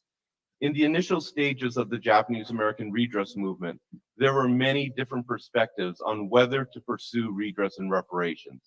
There were basically 3 trains of thought amongst Japanese Americans. First said, let it go. It happened a long time ago. We're doing better. We don't want to have to remember the pain. We don't want to have to remember and tell those stories. We don't want to have to feel those feelings again. And it was primarily the elderly who felt this way. The second group believed that what was done to us was wrong and that we were deserving of a good, sincere apology. Don't give us money, just give us a good, sincere apology. And part of that was being pragmatic because the nation had never apologized nor provided redress to any particular group at that time. However, there was a very principled reason, and that was don't insult me. Don't take away my constitutional rights. throw a few dollars my way and say everything is now even. But don't put a price tag on my civil liberties. Just give us a sincere, authentic apology. And the final group believed that we were deserving of an apology, but we were also deserving of monetary redress. There were real losses. People lost their homes, people lost their jobs, people lost their businesses. It wasn't as if they just called us names and hurt our feelings. So give us an apology and give us money with that apology so that it is an authentic and legitimate atonement. The debate between these three trains of thought tore the community apart through the 70s. And the process of organizing and recruiting people to testify at the Commission on Wartime Relocation and Internment of Civilians, and the process of listening to their testimonies played a large role in facilitating the Japanese American community to come together behind a perspective that we wanted an apology and monetary reparations. My co-panelists, Ron Wakabayashi and Mia Iwataki, were instrumental in those processes and will describe them more fully. Number two, education of the public and the American Congress. The commission hearings and their subsequent findings, personal justice denied, played an invaluable role in educating the general public and the Japanese American community about the details of the World War II incarceration. In the early 1980s, the general American public and the US Congress knew very little about this egregious violation of the Constitution. An important part of the redress movement was to educate the mainstream America about what had occurred. And an unintended consequence was how the commission hearings galvanized and energized the Japanese American community as Japanese Americans themselves learned many new details and perspectives on the camp experience. Of particular note, the commission chose to release their findings and their recommendations separately and 6 months apart. This was deliberate so that the general public and the members of Congress would have the time to be educated with the findings. Once again, my co-panelists will share examples that will further illuminate this insight. Finally, number three, the objective of redress for Japanese American community. In the Japanese American community, there were competing perspectives on the objectives of the redress movement and what form redress should take. In the end, our community eventually agreed to a symbolic payment of $20,000 for each affected individual and the creation of a $50 million community trust fund. And we did this for many different reasons. The question of what amount of monetary redress was appropriate was a critical issue for the Japanese American community. Was a symbolic payment for the forced exclusion and incarceration appropriate and sufficient? On one hand, the actual dollar amount of the harm was incredibly much higher and probably would have made redress politically impossible. On the other hand, the symbolic nature of the redress payments could be seen as a slap in the face or a disingenuous attempt to pay the issue away. In the end, the level of monetary payments coupled with the presidential apology satisfied many in the Japanese American community, but left others feeling less than satisfied. I will end my comments here in order to allow time for my co-panelists to speak firsthand of their observations, memories, and insights about the Japanese American redress movement. In closing, I wish to thank you for your work. It is certainly not an easy task, but it is an opportunity to bring all of us to a better place. Thank you.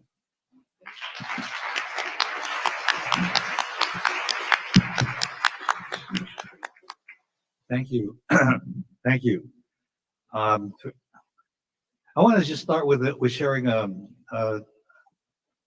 episode during this redress time that we were working in, and that was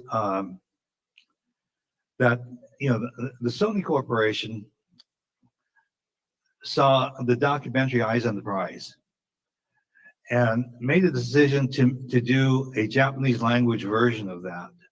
So they dubbed it and they disseminated it to every school in Japan.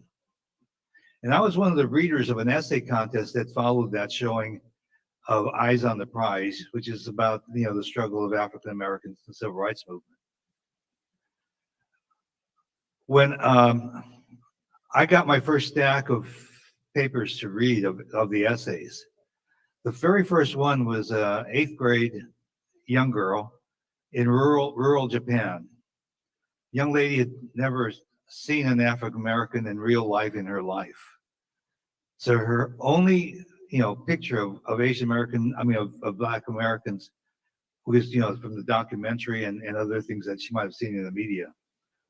Her very first sentence in her essay was, "I have never seen people who love their country so much. I've never seen people who love their country so much." Now, I would suspect that that would not be the opening sentence of most American people viewing Eyes on the Prize. There are other lessons they would draw from it, and rightfully so.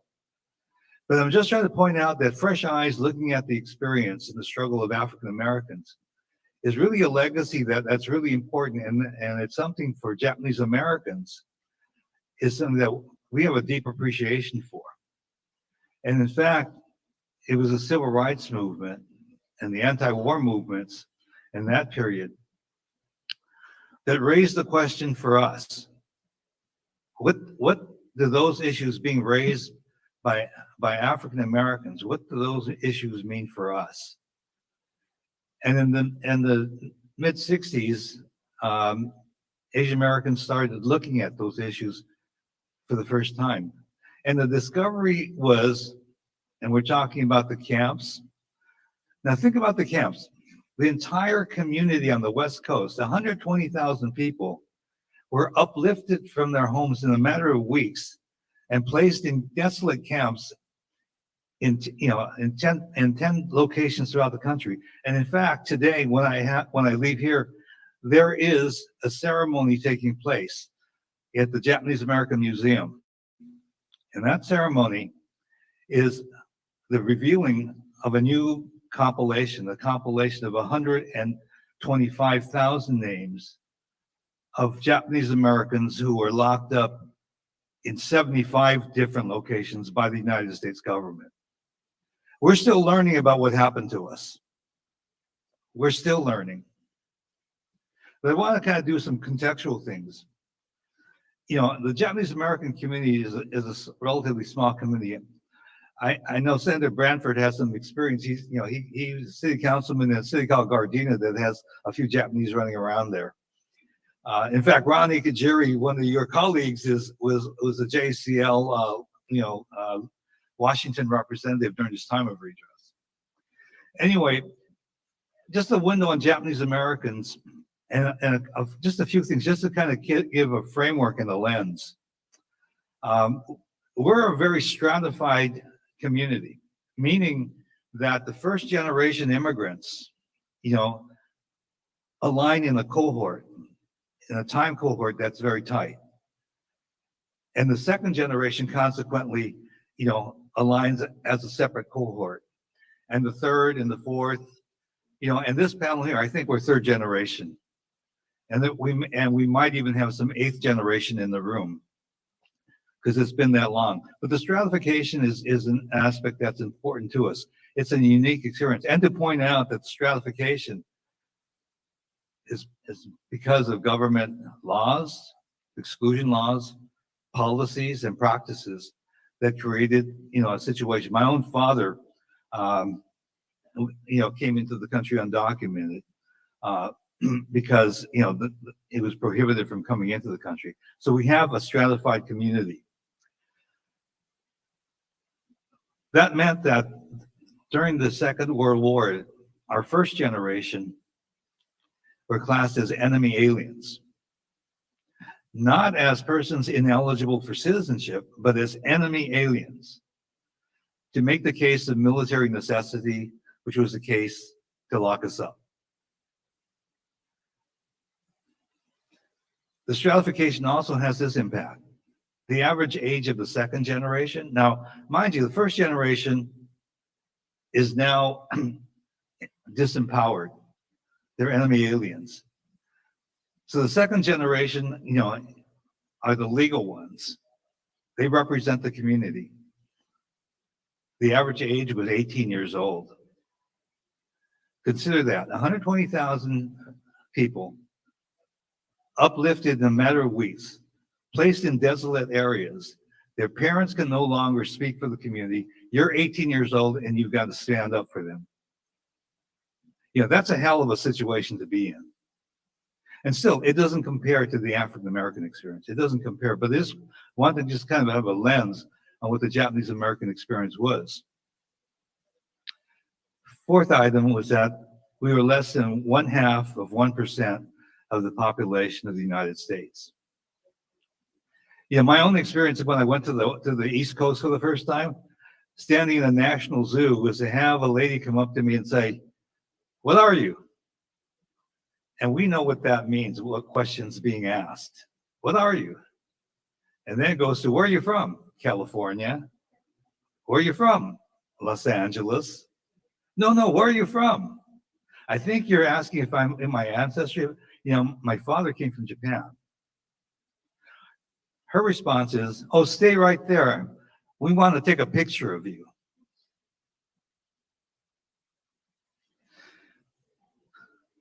So in the 60s, with the impact of the Black Civil Rights Movement, you know, me and I, when we were young once,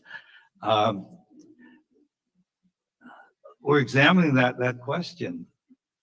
But imagine the lens that we looked at it through was through the lens of what we learned from the Black Civil Rights Movement and the anti-war movement, is learning stand up, protest, dig in. A popular history of the Japanese American community at that time was a book called Nisei the Quiet American. Oh, you can imagine how the third generation took that. Quiet American. Yeah, they are quiet. They are timid. They are passive. They didn't stand up. They're an embarrassment. We're ashamed of them. So how do you compensate that? You know, during this time period, you know, like that we were doing when I was at the JCL, I became a father. And what I remember most in being a father was that, you know, I had a friend tell me that his son graduated high school. And they were talking, and the son said, you know, Dad, you know, you're well known. You're the inventor of the contact lens. Our family has, you know, a lot of status in the community. But you were never there when I needed you. Imagine hearing that from your kid. You were never there when we needed you. But amplify that. That's a generational statement that happened. Third generation, you know, felt that our second generation, our parents' generation failed. I think my point here is that we're a community, as we were coming through it, is a community without heroes. That's a terrible position to be in. You know, because in my life, I've met some heroes. I've had the great honor of being with Rosa Parks.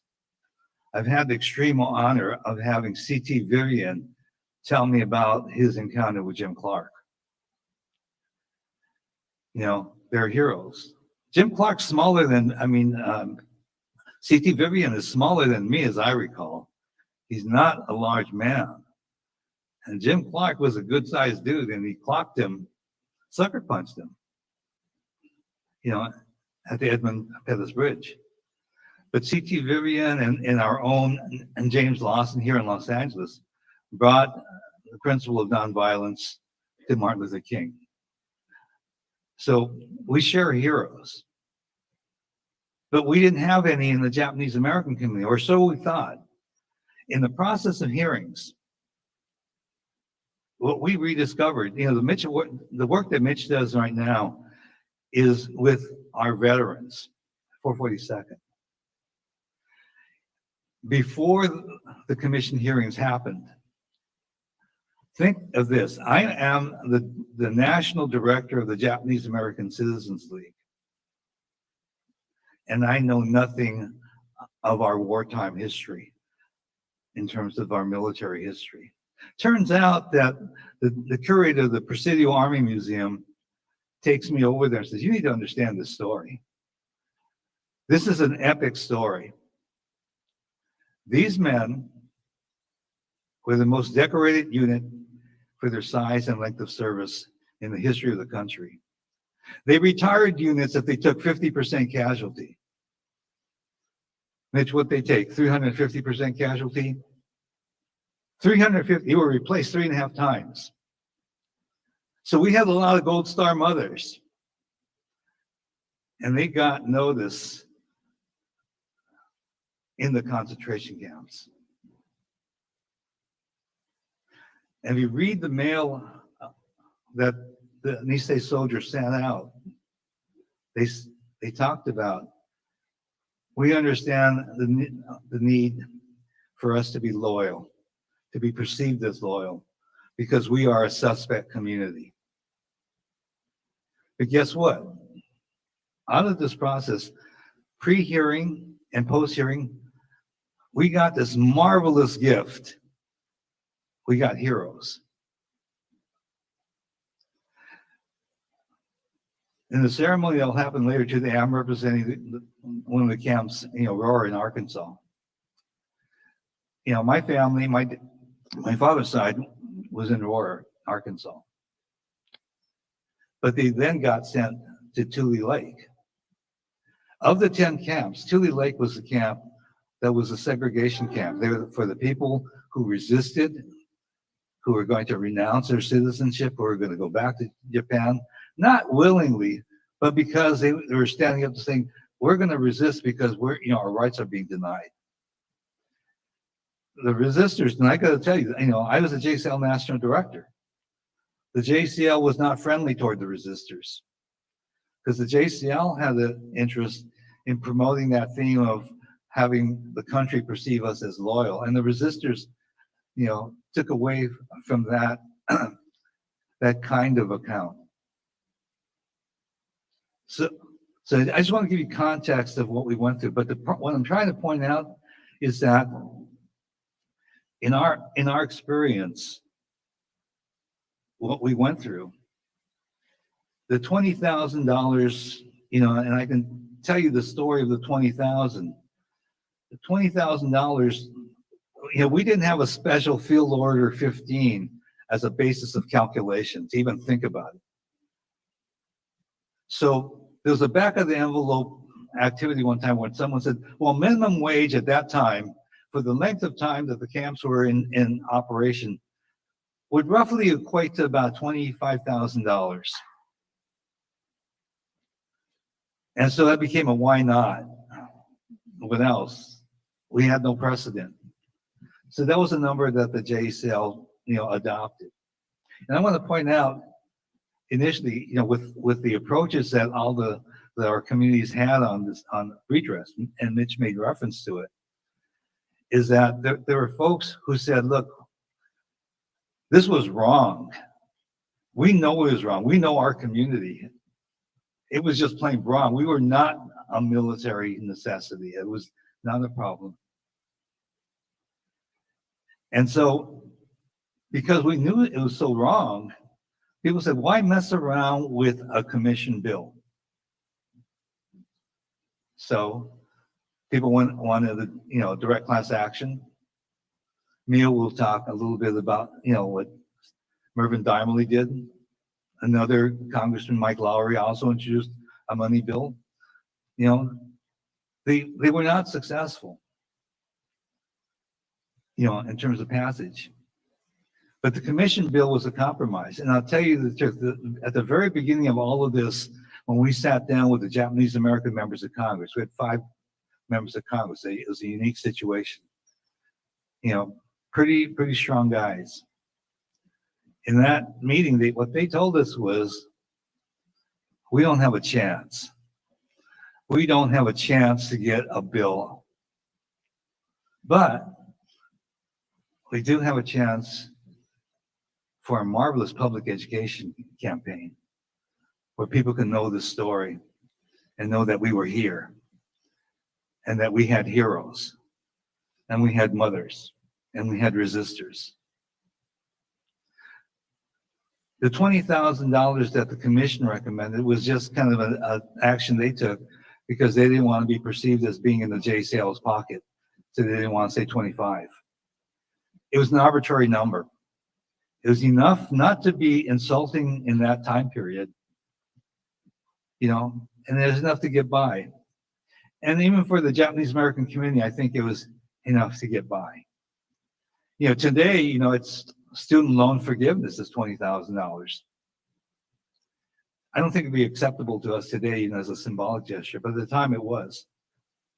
So, you know, that's acceptable for its time and place. 20,000 is all right. That shouldn't be a guide for what happens with African American reparations. But what's documented in this magnificent piece that Mike, you and your staff put together at the Department of Justice is just remarkable, just remarkable. And it's by itself the gift that this task force already gives to the community and to ourselves. So I think our basic thing, and I really departed from my text here because I just wanted to just talk to you, because Don gave my presentation yesterday, and he did it, you know, like impromptu yesterday, because I think that's what we feel. You know, I want to leave with this kind of one kind of image, and those of us who are in this work that's kind of referred to as DEI, diversity, equity, and inclusion. Some of you know there's a graphic. This is hard to see, but I don't know if you this graphic of that's supposed to explain equity of boys looking over a fence to see a baseball game. And one is tall enough to look over the fence. And another needs one box to see over. And the youngest one needs two boxes. So these images, one is equal is to give everyone a box, regardless of what their situation is. The other one is it's identified for their needs. So it's a equality, equity kind of graphic that shows there. Earlier this week, I was talking to a friend of mine, Andrew Thomas. Andrew Thomas was a key figure in another redress activity of sorts. He was active in responding to the Trayvon Martin killing. He was the city manager in Sanford, Florida. Andrew looked at this and he raised the question, and it's what I want to leave you with. Who put up the fence and why they put up the fence? Thank you.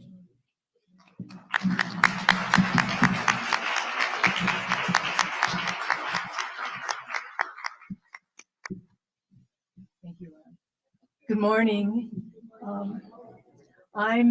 I'm gonna take a different road a little bit. I was with the National Coalition for Redress and Reparations, which was a grassroots organization, and I'll kind of be sharing our journey in the campaign for redress and reparations. First, I want to acknowledge the difference in our fight for reparations for the injustice of the concentration camps and the 400 years of history of enslaved people. We're not here to make recommendations or to prescribe lessons learned. I'm here to share the experiences of NCRR and all volunteer grassroots organizations that fought for reparations and to express our continuing solidarity for Black reparations today. So, thank you. Historically, California was ground zero for anti-Japanese hate and anti-Asian legislation.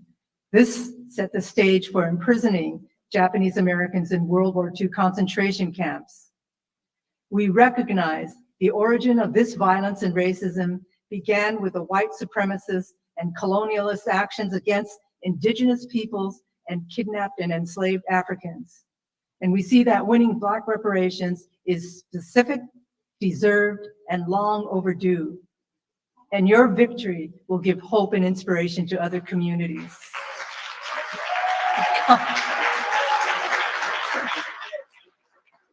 feel like this is a political rally. So my mother was imprisoned in Manzanar concentration camp. My dad was a staff sergeant in the 10442nd, as Ron said, the all-Japanese segregated army unit that suffered more casualties and won more medals of valor than any other army unit of its size in the history of the U.S. Army, a story that we share with the Tuskegee Airmen. Like so many Nisei, second-generation Japanese Americans, they didn't talk to us about the camp. We grew up not knowing our own history, a history that's been deliberately kept from us in school, just as we're seeing with the CRT today. Our parents' silence about camp came out of the trauma, anger, shame, and wanting to shield us from the viciousness of racism and incarceration. They carried an unspoken fear that this could happen again, because they heard of that legislation in Congress to sterilize all Japanese American women of childbearing age that was narrowly defeated. It had intergenerational consequences. We were told, keep a low profile. The nail that sticks its head out gets its head pounded down. We were becoming invisible. The checkbox marked other. My parents told us we had to be twice as good as white people to succeed. That despicable label, model minority, was used as a divide and conquer tactic to drive a wedge between us and other communities. Finally, in the 60s and 70s, with the civil rights and the Black and Chicano power movements, young Asians were energized. We were inspired by leaders like Malcolm X, Martin Luther King, and Fred Hampton. We modeled our Serve the People programs after the Black Panthers' free breakfast and free healthcare programs, and we marched in solidarity to free political prisoners like George and Jonathan Jackson, which set the future stage for the Free Chol Lee movement. We learned and lived third world unity, the power of grassroots organizing, and our history through the movement for social justice. I first heard about reparations through the Republic of New Africa, who also told us about Queen Mother Moore and the Deacons for Defense, and I had read about it in the Panthers' 10-point program. As Ron and Mitch talked about, there were several national Japanese American organizations with different strategies for reparations. JACL was more mainstream and took a legislative avenue. NCJAR was looking at a class action suit. The Quorum Novus Supreme Court Committee that was Don Tamaki played a key role in, was looking towards overturning the Supreme Court case against camps. And then there was NCRR. Our founding members were 60s and 70s movement activists.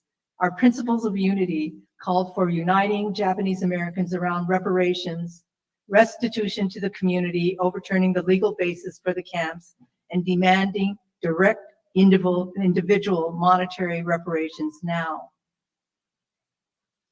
I know that I'm really cutting everything close, but these were the days before there was social media. So organizing and outreach meant getting in your car and driving places. So I was sent to a town hall meeting in Gardena, which had the largest Japanese American population outside of Hawaii in those days, right? Steve Bradford. The keynote speaker in that town hall meeting was Congressman Mervyn Dimely. And I was there to ask him what his position was on reparations. He wanted to know more and invited me to his office. We talked. The next weekend, he came to the NCRR steering committee meeting and offered to introduce legislation calling for reparations. Mervyn Dimely is an unsung hero of our reparations movement.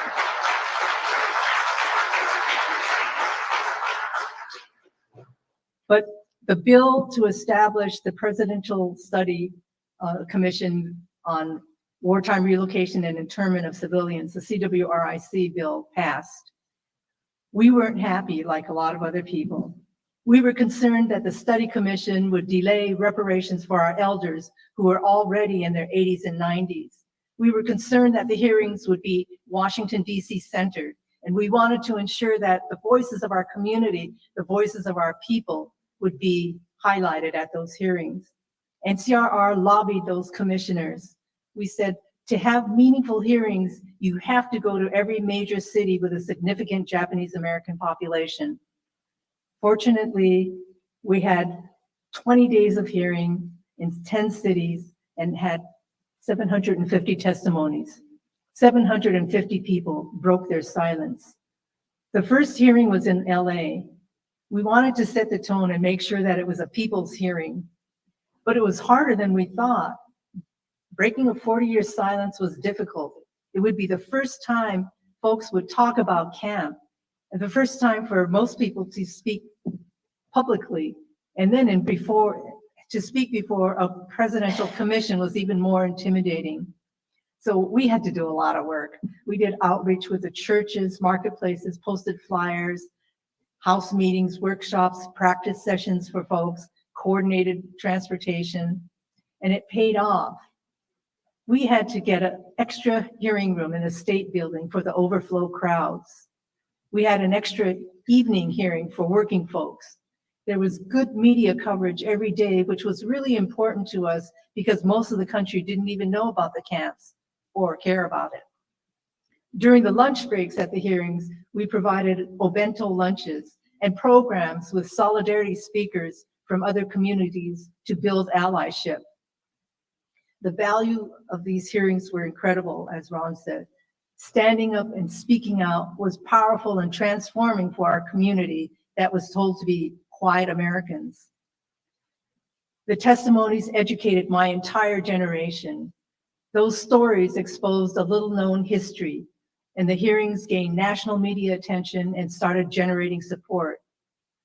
Those hearings and our people that spoke put a human face on the Japanese American concentration camp experience for the nation and for the world. And each testimony of family separation, lives lost, stolen lands, peeled layer after layer and revealed an ugly core of white supremacy, systemic racism, and economic exploitation. The commission report, Personal Justice Denied, called it race prejudice, war hysteria, and a failure of political leadership. They found no military necessity for the camps. The commission recommended a presidential apology, the Civil Liberties Education Fund, and direct monetary reparations. It was immediately put into legislation where we faced a real uphill battle in Congress, maybe similar to what the task force will be facing when they introduce legislation in the state and Senate and Assembly. For us, we were such a small population. Gaining allies was really crucial to our campaign. We needed to get those votes. Our one advantage was that we had 4 Japanese American legislators who were leading the fight in Congress. It was like years. And finally, Congressman Norman Ninetta called and said, the big vote is taking place. It's do or die. NCRR, you got to pull out the stops. It was the call we were waiting for. And so we went into organizing mode, as did all the organizations in the community. We ended up organizing a delegation of 141 grassroots lobbyists. And these were folks from all walks of life: gardeners, doctors, attorneys, truck drivers, students, elders. These people saved up their money and saved up their vacation time and went to Washington, D.C. to fight for justice and redress. Now, I want to put in another high five for Congressman Mervyn Dimely. He was the chair of the Congressional Black Caucus, which stood behind the Japanese American reparations all the way. They were the strongest allies. They brought the Hispanic Congressional Caucus with them too. But Congressman Dimely flew me out to Washington, D.C. 3 weeks early so I could schedule 101 lobby visits. He offered his office as kind of an unofficial headquarters for our grassroots lobbyists. And none of them ever had lobbied before. None of us had ever lobbied before. And so, 141 people getting lost, losing their schedules. The congressman's office was like our lighthouse. We won 243 to 141 in the Senate. And of course, senators like Sparky Matsunaga almost single-handedly got those 69 votes in the Senate. In August 1988, the Civil Liberties Act was signed by, why did it have to be President Reagan? Then began the whole ordeal of fighting for appropriations and then working to identify folks. But that's a whole other long story that you can read in NCRR's book. Okay, so what is our legacy? What are the takeaways? Well, one, the importance of the hearings. It was the opportunity for our people to stand up, stand together, and speak out, and it unified our community. Those testimonies put a spotlight on the role and the character of the United States government. And I believe that our community recognized through that our shared history with other communities of color in this country. The campaign, the struggle for redress connected the dots for us as we saw our commonalities. So when 9/11 happened, Japanese Americans were among the first to step out and speak out against the racial profiling that was being done to the Muslims, because we know what racial profiling does. When ICE started to try to open some of the detention camps that once imprisoned us to house families seeking asylum, Japanese Americans stood up. And then when Black reparations began building up steam, Japanese Americans stepped forward and saw that as part of our struggle. The other thing is the importance of unity. There were differences in our community, and NCRR, and I think back from the movement days, our principles of unity always talked about building unity, and from unity comes strength.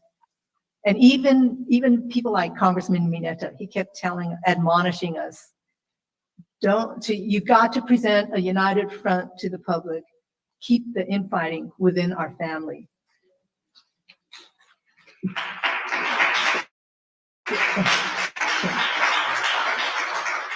Lastly, we connected the dots. This whole struggle connected the dots. We connected the dots between the civil rights and the Black liberation movement and the Asian movement. Connected the dots from the lessons and principles from the Asian movement, which informed NCRR's grassroots campaign. The campaign for redress was part of an overall struggle for social justice that continues today with Nikkei progressives and NCRR, which now is known as Nikkei for Civil Rights and Redress. In May of this year, we formed a national coalition of Japanese Americans to stand in solidarity with the fight for Black reparations today.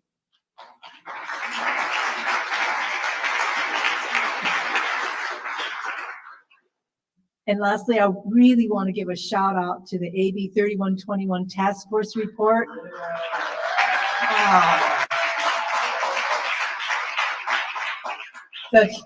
The history and the knowledge in this report is so important, and it's important to all communities. It's a continuing part of what was supposed to be our work in the community, the community fund that we got in the bill that they short shrifted us from $50 million down to $5 million. Part of that was to be worked towards non-repetition. Well, with your report, we can continue that work for non-repetition. And with our new National Nikkei Reparations Coalition, at our last meeting, we talked about we're going to beta test your report for book club. Maybe taking, 1 or 2 chapters at a time and using that as a tool, not only to further educate ourselves and our community, but to organize and mobilize people in support of African American reparations. So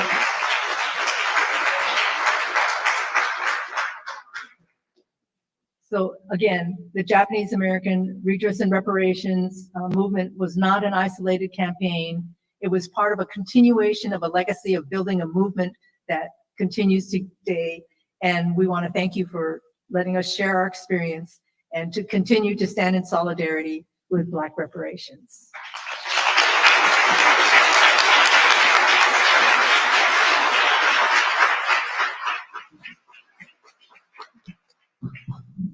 Thank you, Mr. Wakabayashi, Ms. Iwataki, and Mr. Maki for your esteemed expert testimony. We'll now turn to our fourth expert witnesses, which is Virgin Lasich and Ruben Carranza. Before we go to our witnesses, we will have some remarks from Vice Chair Brown, and we're going to take questions and comments as well at the end. Before they leave, I want them to hear this. Before you leave, please. Yeah. Madam Chair and members of the task force, I beg for personal privilege to say something.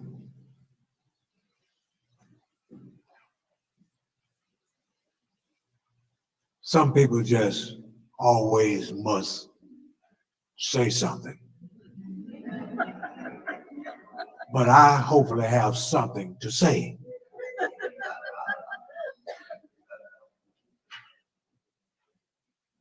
And I want to sincerely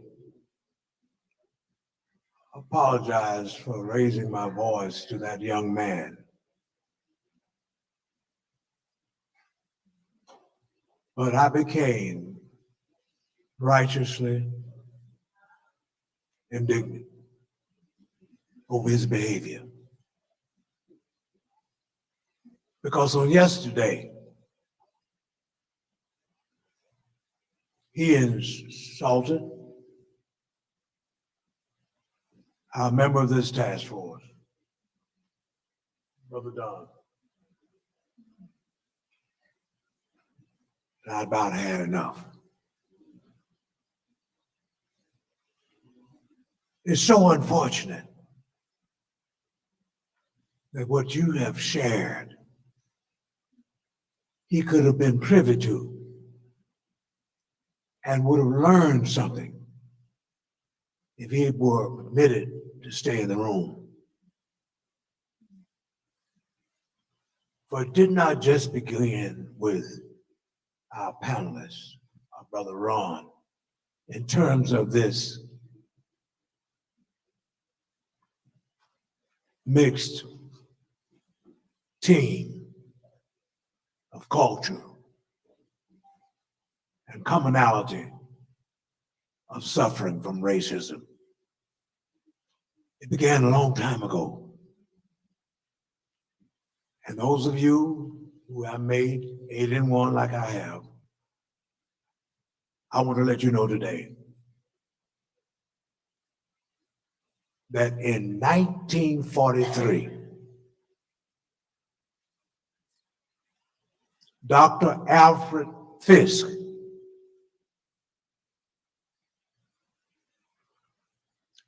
and Dr.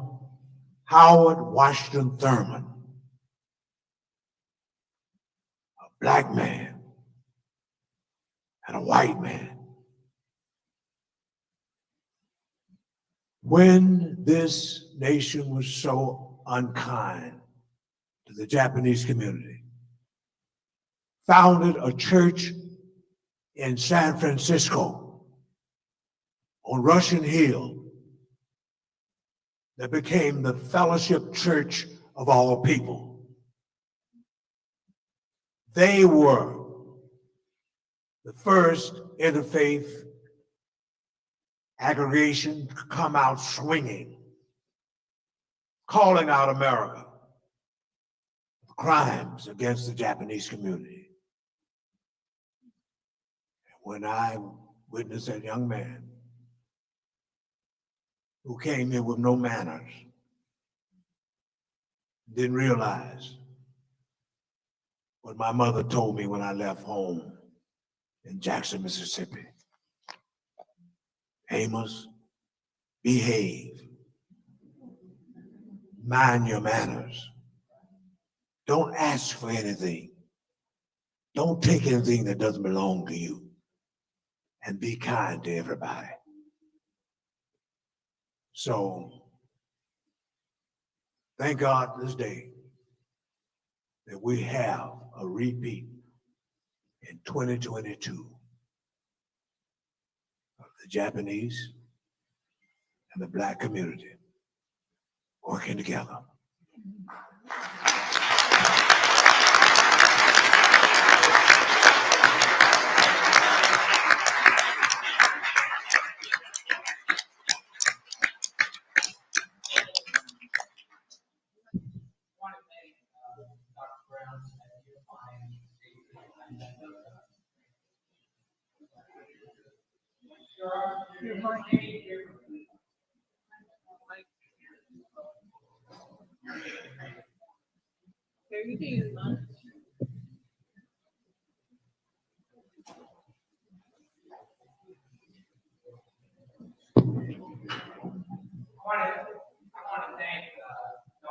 For that personal lift up. I appreciate it. And also his words of unification. There are many differences between the African American reparations movement and what Japanese Americans went through. I think it's plainly clear from the speakers. There's no equivalence in the harm, certainly. But I think there are three takeaways on this journey that are similar. The first one, which was accomplished in the first year of the task force, was to shine a light on the harm, this buried and erased history. And the manifestation of that is the interim report. Now it's our job to amplify that and make sure it penetrates America's consciousness. The second thing that we're engaging on now is to develop forms of reparations. We went through that and was briefly discussed by the three speakers. The third thing after that, when the recommendations in June of 2023 are presented to the legislature, is the organizing campaign. This is a campaign, it is a movement. And so that in many ways is the most crucial aspect. And Mia Iwataki, Ron Wakabayashi, and Mitch Maki talked about the importance of the organizing effort. So I think those are the three things that I think are similar and are applicable. And I want to thank them for their eloquent testimony. Thank you.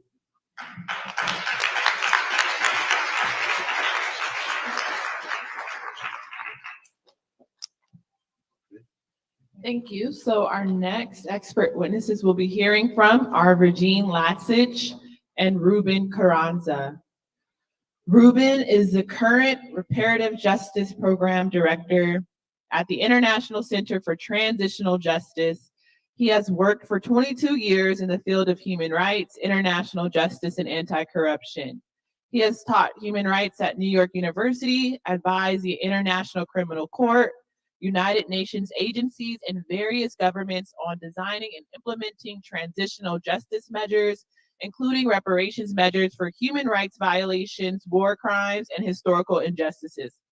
In his work for the ICTJ, Mr. Carranza has guided Global South policymakers on transitional justice approaches that cover remedies for economic and social rights violations, seek the recovery of ill-gotten assets, and address the root causes of conflict, inequality, and marginalization. Regine Latsich is a senior expert at the International Center for Transitional Justice. She currently leads ICTJ's work in the United States and Australia, as well as the Children and Youth Program. She has provided guidance and technical expertise to a wide range of transitional justice approaches across the globe, including Canada, Colombia, Cote d'Ivoire, Cyprus, Liberia, the Gambia, Kenya, Nepal, Tunisia, and Uganda. Across all of her work, Latsich focuses on how engaging citizens, particularly youth, in transitional justice processes can serve to catalyze broader public debate and ongoing civic activism. Committed to listening to survivors and problem solving with them to advance effective responses, Ms. Lasich seeks to open spaces for more inclusive participation in policy and programming discussions. Mr. Ruben Carranza and Ms. Virginie Lasich are joining us remotely, and they may begin their testimony when they're ready. Thank you so much.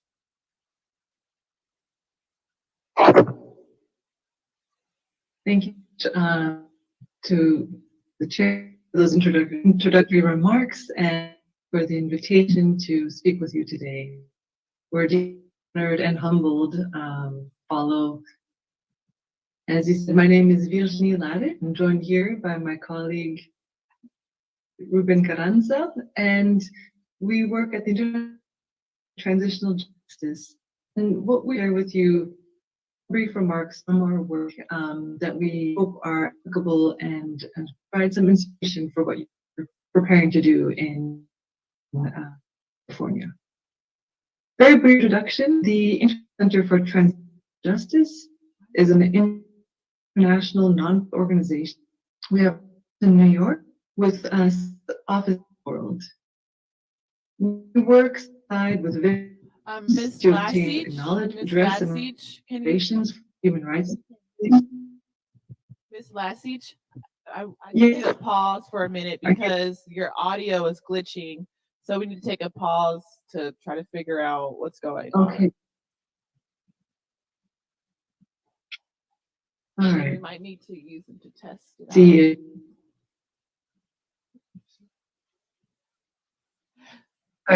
Can you just say testing, testing, just to make sure we can hear you clearly? Something better?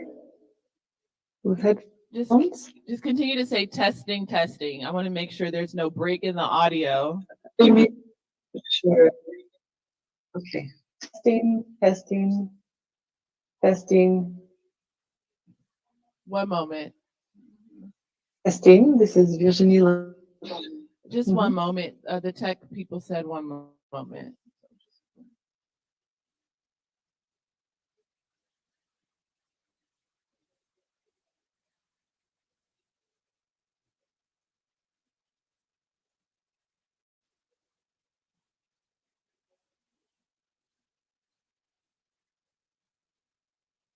Testing.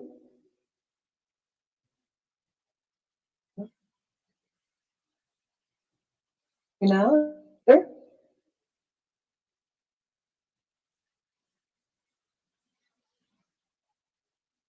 Testing. Turn your camera off, that may help. Yeah. Hear me any better now?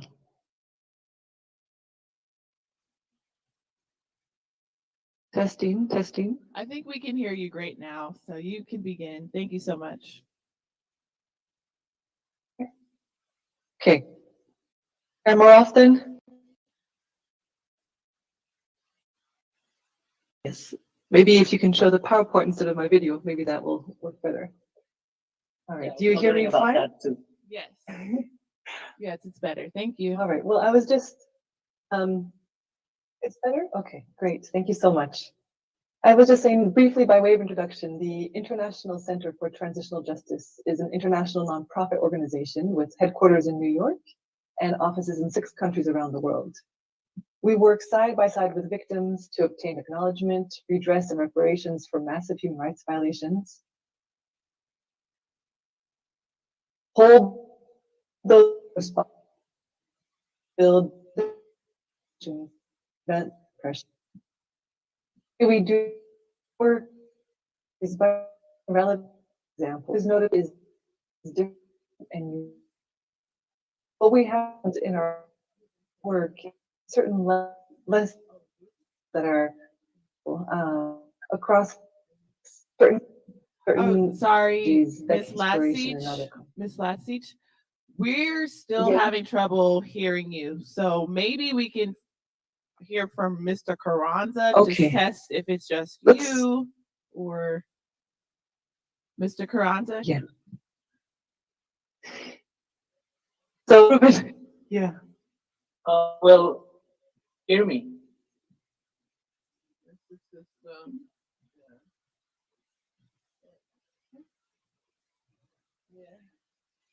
Do you have the same issues hearing me? Yes. Okay, give me a second. I'll use headphones. Call me.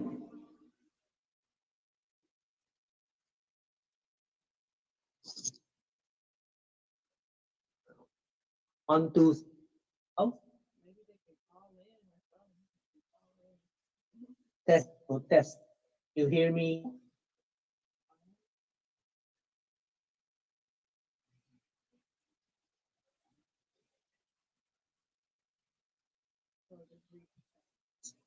Um,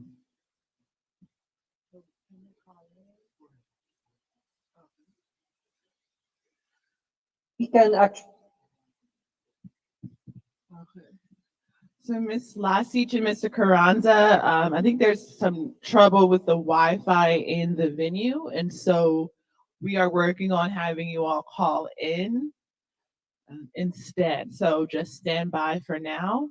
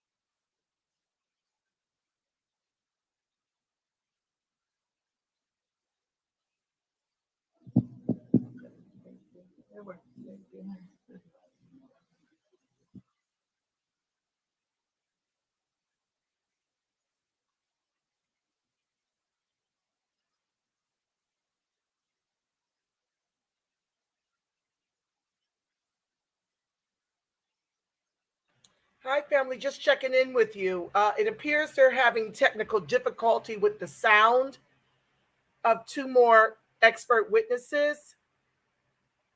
So I'll just chat with you a little bit until they decide what they want to do. They might break early for lunch. I want to thank each and every one of you. Thank you, Twitter. Thank you, Facebook. Thank you, ScrewTube, for tuning in. We are truly doing the ancestors' work. I thank you for being here. I thank you for prioritizing. We are going to take a brief recess. Thank you. We'll be back. Okay, so they're going to take a brief recess. That means I get a chance to talk to you guys. I don't know how long they're going to be recessed, but I was in the midst of thanking you for being here. I'm just super ecstatic. I feel very, very thrilled about my hold on one second. Let me mute them until we see them come back.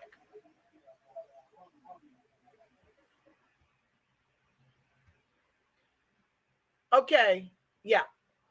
I felt very good about my comments. Oh, it's not a lunch break yet. They're having technical difficulty, Pi 180, trying to hear the other two expert witnesses that are tuning in. They're streaming in.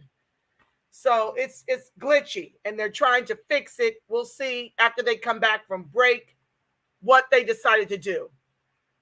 But I was very pleased with how the ancestors spoke through me this morning. Very, very pleased that I got it in without being cut off. I think that it was so rich and epic. The Rock is here, sis, and says, love you and thank you for your work for our people. Oh, you're so welcome, The Rock. Thank you all for being here. I'm going to go through your comments momentarily while we're still on break. But for those of you who did not hear the public comments that I made this morning, those of you that were here early, you know, early is the new on time. Okay, that's what I teach my daughter. Early is the new on time, okay? So don't be tardy to the party, because that's what you see happening with a lot of these Black immigrants that have shown up late. Now, before I read you my comments for the day or reread them, because I felt very rushed, I didn't want the hammer to fall down on my time and for them to cut me off. But it is amazing to me how these Pan-Africans and these Black immigrants have, we were doing this for an entire year. Well, let's say 10 months. Was it 10 months or 8 months? 8 months. Twice a month, we were here in the trenches working hard. Now, they're sitting up here trying to blame the fact that they didn't know eligibility was being decided on. Now, we didn't have communications. We didn't have nobody marketing to us. We made it our business to find out what was going on. AB 3121 was signed into law long before we started having our hearings. It wasn't like Governor Newsom signed the bill into law, and then the following month we went right into the hearings. That's not how this worked. It was signed. I got to look up when it was signed and juxtaposes to when we started the hearings, but you can trust and believe there was months in between. Now, the fact that it was signed into law means all of California, all of the country knew. Okay? And so I'm really over the Pan-Africanists and the Black immigrants pretending like they didn't know this was happening. No, they didn't make it a priority until they started losing ground. They just assumed that everybody Black, that we would be doing reparations based on race and not lineage. And so they chose to prioritize other shit, quite frankly. That's what they chose to do at their time, while we in the contemporary reparations grassroots movement and our fellow grassroots orgs all over the country was putting in this work. I see you, Marjorie. Hi, Lizzo. Hi, The Rock. Hi, Pi 80. Hi, y'all. I'm going to come over here and read your comments momentarily because I don't know how long we're going to be on break. If we break for lunch, then I'll shut this one down and let you guys get a bite to eat. And then I'll bring it back up on part 2. But anywho, like I was saying, Marjorie knows we were in the trenches, in meetings, constantly working towards the big day when the hearings would start. So they're sitting up here acting butthurt, acting as if they didn't have enough notice. We didn't have no more notice than they had. We just got engaged and got involved, okay? That's what we did with our time, because we didn't come to play with this. We've been doing this, like Cherise said, she was fire on those public comments in person. I have to stay home, and I'm glad I am home. It looks like a chaotic mess downtown LA.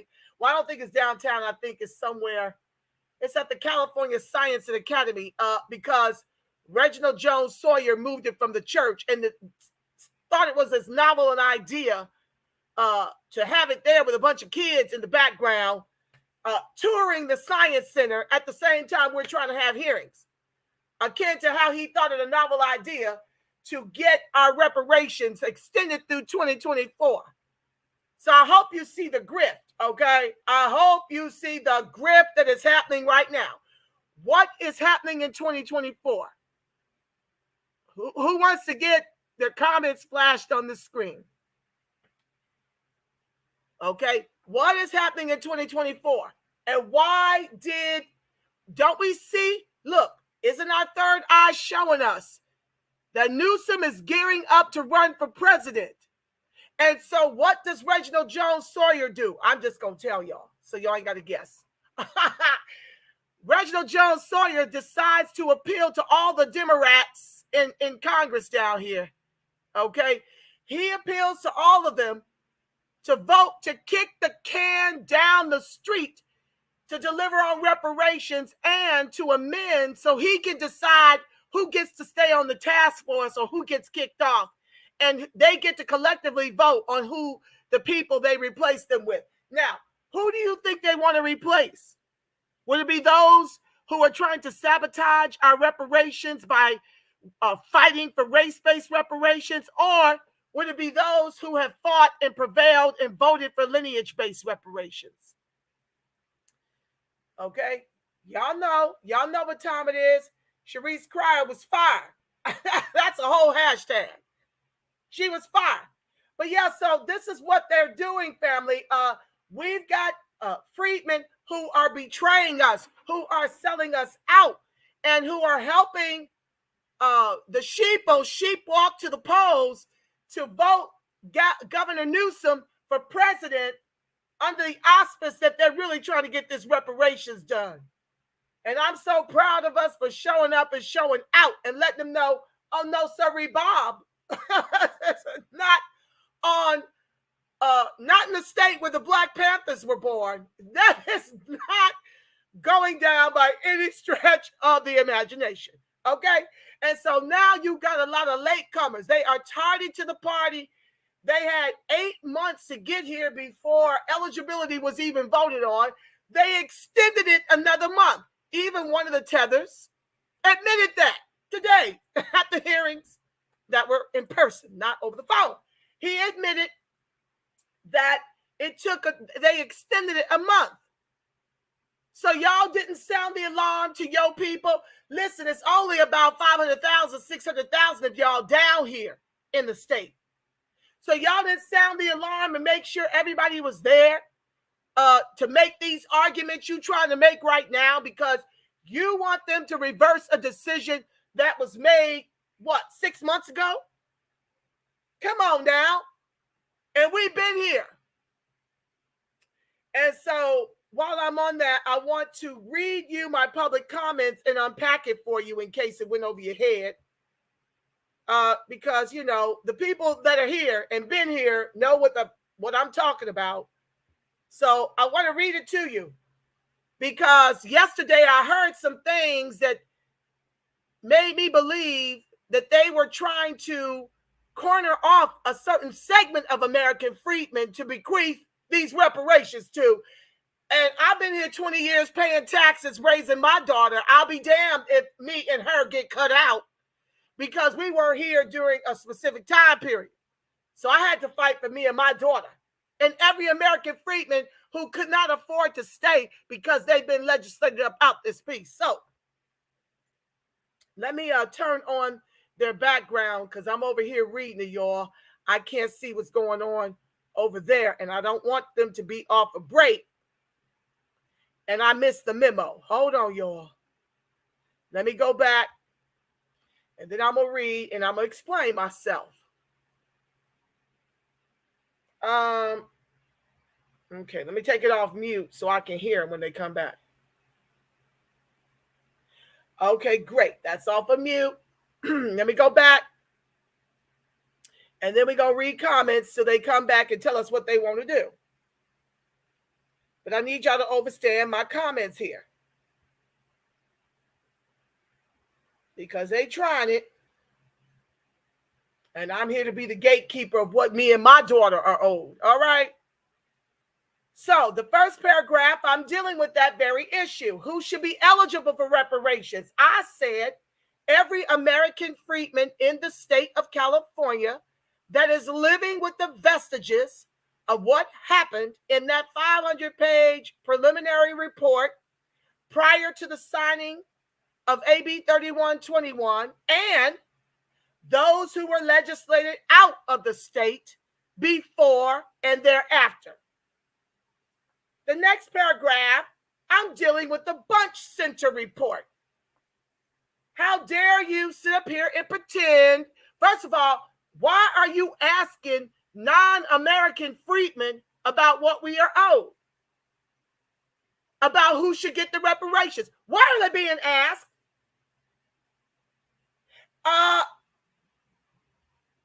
That was my question number one. Why are you asking them? And then why are you pretending that they are saying direct cash payments or monetary no cash? That's not even how we speak. American freedmen don't speak like that. These immigrants nor these white folks would ever come up with these things. And yet the Bunch Center and Dr. Grill specifically, and if my memory serves me, she was alluding to this is what they said out of their own mouths when asked, as if they weren't prompted. So let me read that. As for the Bunch Center report, I'm giving it the side eye to have polled non-American freedmen who haven't attended a hearing nor listening session. American freedmen have never been polled by the state nor the feds about how they spend trillions of our reparations dollars on whites, immigrants, refugees, and incessant wars. And I don't believe the people said words like monetary no cash of their own volition. No one talks like that. They were prompted. As for what I believe reparations should be, direct cash payments, no more programs that you give with the left and give away with the right to whites and immigrants, free housing in eco-friendly neighborhoods, an American freedman town akin to Chinatown, full of our grant-funded businesses exclusively, our own Office of Freedmen Affairs, akin to the Office of New Americas you've established for the immigrants, Anti-Freedmen Defamation League, and enforce protections. I forgot, an end to qualified immunity. 20% of the employees in public and private sectors, from low-skilled positions through upper-level management with a California salary that offer full benefits and a pension. 800 credit scores for every American freedman, erasure of all of our debts, and no taxes of any kind shall be assessed nor paid by American freedmen.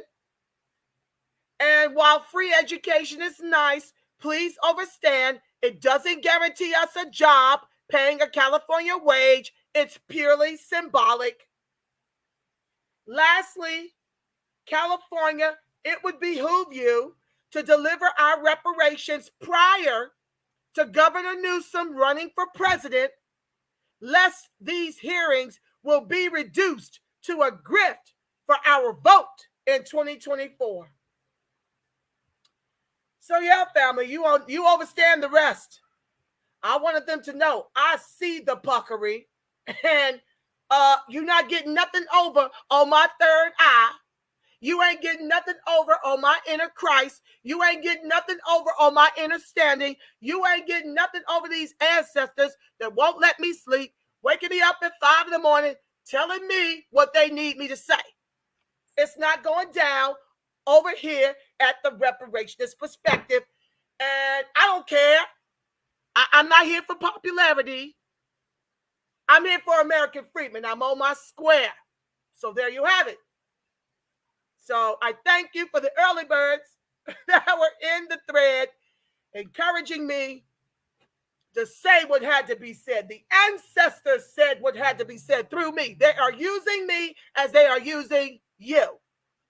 So just say yes, because they're not going to let you rest until you say yes to what you've been purposed for at this appointed time. You are doing the work of the ancestors.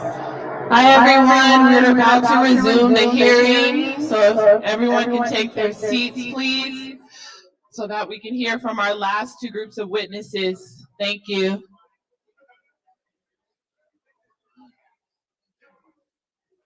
Perfect timing.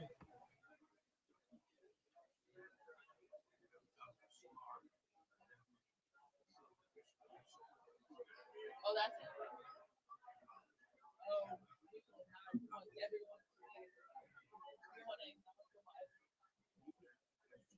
What's his name?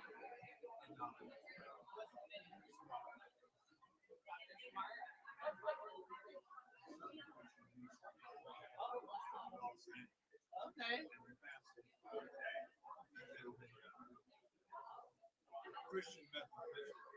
Okay, great. Thank you.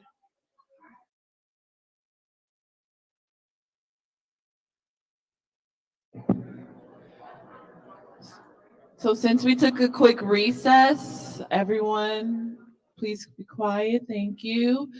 I will now turn to Parliamentarian Johnson so that we can reestablish a quorum.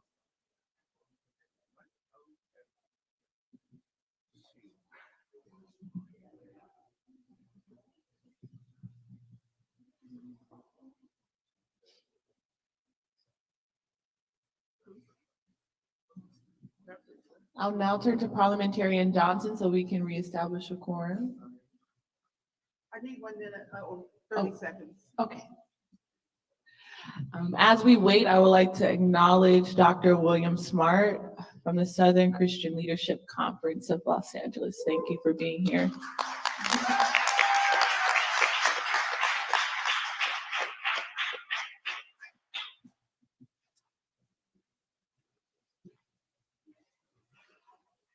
Yes.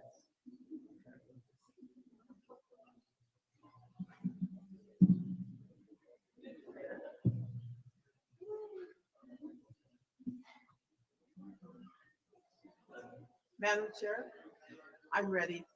Thank you. So we'll now turn to Parliamentarian Johnson so that we can reestablish a quorum. Yes, Madam Chair. Present. Vice Chair Brown. Present. Member Bradford. Here. Member Tamaki. Here. Member Grills. Present. Member Lewis. Present. Member Holder. Here. And Member Stepp. Here. Madam Chair, there are 9 members on the committee. I'm sorry, on the task force. 5 are necessary for a quorum. There are 8 members present. A quorum has been reestablished. Thank you, Parliamentarian Johnson. Now that a quorum has been reestablished, we will now return to our expert witnesses, Ms. Virginie Lasich and Mr. Ruben Carranza from the International Center for Transitional Justice, who will be giving us a primer on domestic and international reparations initiatives and models. Thank you for your patience, Ms. Lasich and Mr. Carranza.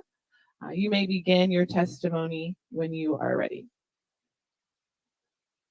Thank you very much, Chair Moore. Do you hear me okay now? We need the volume up a bit, and if you can speak up as well, that would be great, Ms. Lasich. And also, Okay. thank you, Professor Great. Bush, I will- for waiting. Thank you very much for the opportunity to come speak with you. I really wish we could be there in person in warm Los Angeles so we wouldn't have all these challenges. But I'm calling in from Washington, D.C., and my colleague Ruben Carranza is calling in from New York. We are here on behalf of the International Center for Transitional Justice. You can go to the next slide, please. Just very, very briefly, by way of introduction, ICTJ is an international nonprofit organization with our headquarters in New York and offices in 6 countries around the world. We work side by side with victims to obtain acknowledgement and reparations for massive human rights violations, to hold those responsible, and reform and build democratic institutions and prevent the recurrence of violence and repression. The way we do this is through a few different approaches and include sharing relevant comparative examples. And as I was saying, as the panelists before us noted, no two cases are the same. But we have found in our work across the world that there are certain similar challenges that reparations initiatives come across and some strategies that might provide insight or inspiration for the context that you're working in. But we also provide targeted and context-specific technical support to advise victims, civil society, and governments that are developing reparations proposals, including and helping in the drafting of the legislation and implementation process. We also work to convene relevant stakeholders in strategy sessions as a way of developing solutions to challenges and moving the work forward. Next slide, please. So in our brief time with you today, my colleague Ruben and I are going to share a few examples of reparations programs from other countries that we believe can provide some helpful insights for your work in California, especially as you move into the phase of design and implementation.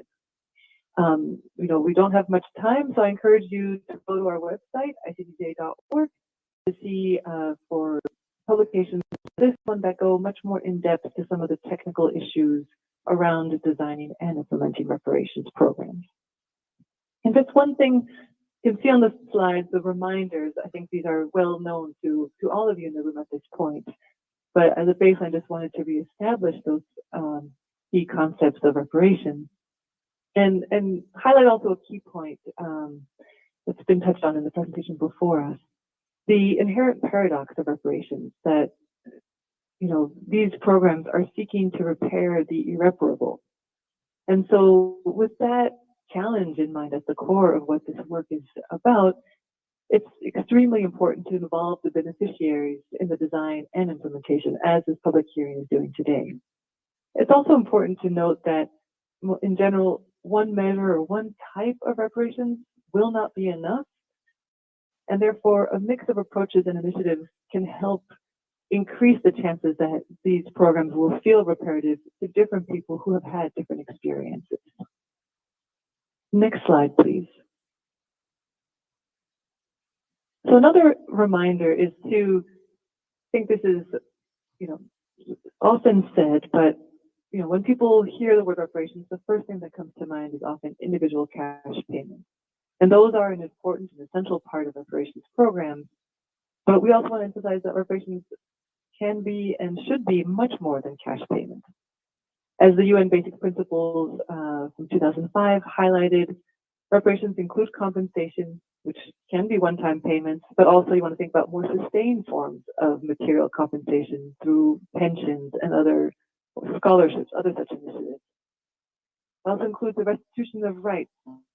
And this could include the expungement of criminal records, for example. I know that's something that's already happening, but perhaps looking at this issue through a reparative framework, the state could allocate more resources to support creation, for example, an office that would make an expungement process much more simple for those who qualify.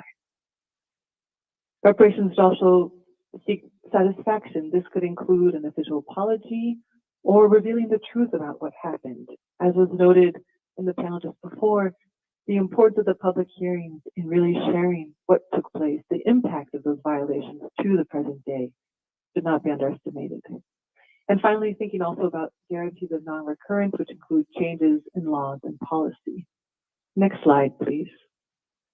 I just want to point out that these UN Basic Principles were drafted in 2005 at a time when people weren't thinking about contexts such as the United States or Canada or Australia or Europe, where there are long-term, systemic, multi-generational systems of harm and discrimination that are being looked at. These discussions were focused more on immediate post-conflict or post-authoritarian context. So as we think about reparations in the US context, and as we're looking at international examples, it's important for us to keep in mind that this context requires us to be a bit more innovative and think not just about addressing the immediate reasons and consequences of the crimes being looked at, but also to address the political and structural inequalities that allowed these violations to take place in the first place. And so, referring back to the image shared by Mr. Wakabayashi of the equality and equity model, you know, he asked at the end, who put the fence there? So here, if we're thinking about really transformative reparations, not just about giving people the stools or the benches they need to see over the fence, it's really about asking, how do we get rid of that fence? And how do we make sure no more fences keep going up so that people won't need those stools anymore? Next slide, please. And actually, on that last slide, it's okay, you can stay here. There was a billboard, and that was part of, yes, it asked, can we move forward without confronting our past? And as you think about public education around the reparations program that you will design and we're at the implementation phase, I think there's been a lot of creative work around thinking about how to reclaim public spaces, in this case, not for advertising, but for getting people to reflect on critical questions facing our society. So this was part of the Four Freedoms Project led by artists from actually an artist based in Los Angeles. Just one of many ideas that you can also think about as you start rolling out the reparations proposals. Thank you. Next slide. So now with those general points in mind, we're going to focus on a few case studies, Canada, South Africa, and Germany, just to extract some relevant lessons. And I mentioned Canada, you know, our neighbor to the north, in part because it's a similar context as the United States of established consolidated democracy, a fair amount of infrastructure and resources. So what can be done in a context like Canada or the US is much more than other contexts where we work, you know, where it's post-conflict and there's not the infrastructure to support complicated programs.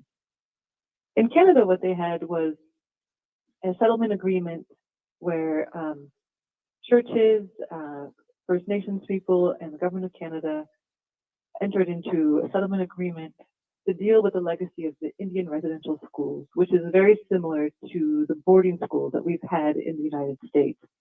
This was a government-run, church-implemented policy by which Indigenous children were taken from their homes forcibly and put in boarding schools where the intention was to kill the Indian and the child. So not only were these schools a tool of cultural genocide, there's also massive physical, psychological, and sexual abuse. So when the government and the churches finally were forced to reckon with this legacy, they came upon, you know, they designed a program that had multiple components, again, recognizing that one initiative wouldn't be sufficient to address this legacy. So just to share a concrete example that could, again, a very different case in the United States, but might give some insights or some ideas. So they had two tiers of reparations within their program. One was the common experience payment for all former students who attended the residential schools. And the way it worked is they tried to make the application process quite simple and the burden of proof also quite simple. So it was a 4-page application process that you had to fill out. And as a first step, the government would then run the person's name and the school they went to through a database that had all of their records to see if there was a match. If there was no match, they would then go through the information manually. And if there was still no match, they would only then go back to the person who had applied to try and get some further information. And each student was eligible for 10,000 Canadian dollars for the first year they attended, and then $3,000 for each year after that. The average payout was 20,457 Canadian dollars.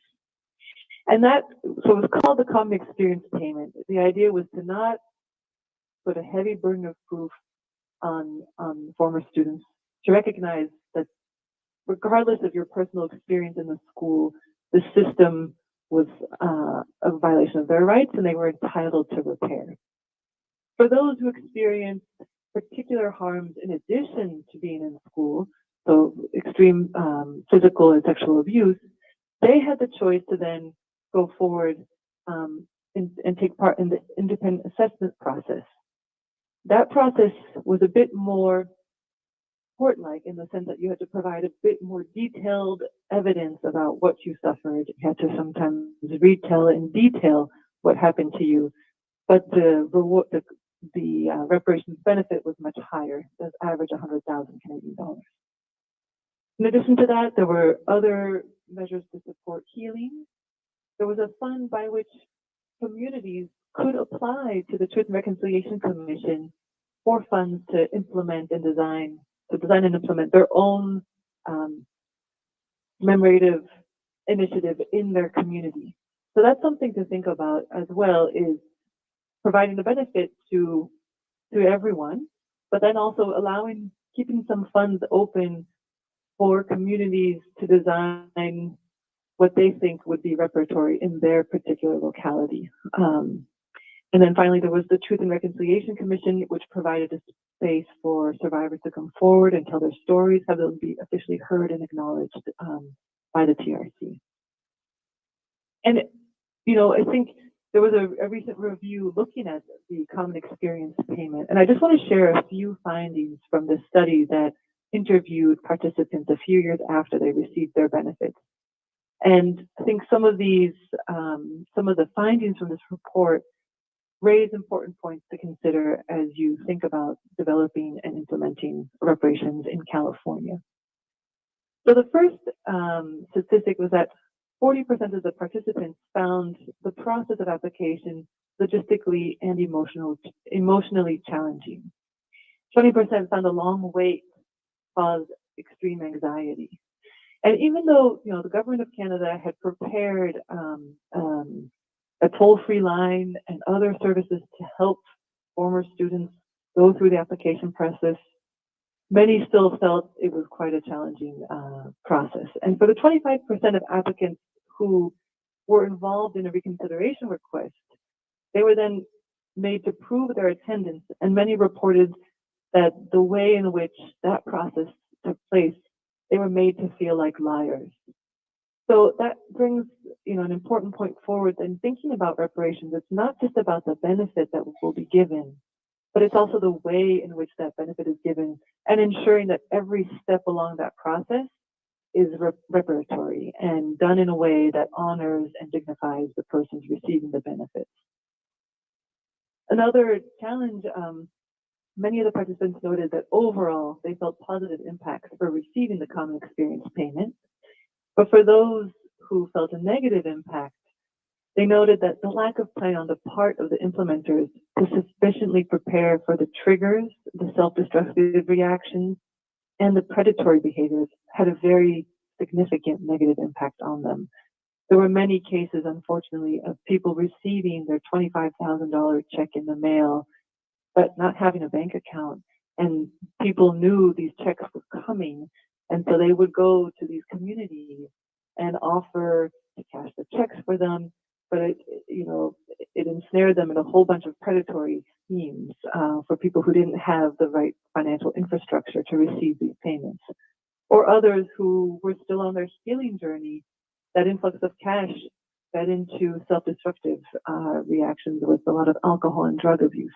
So it's important to really think about what is the benefit, how it will be implemented, and how to think about the logistical challenges of implementation and also the emotional challenges.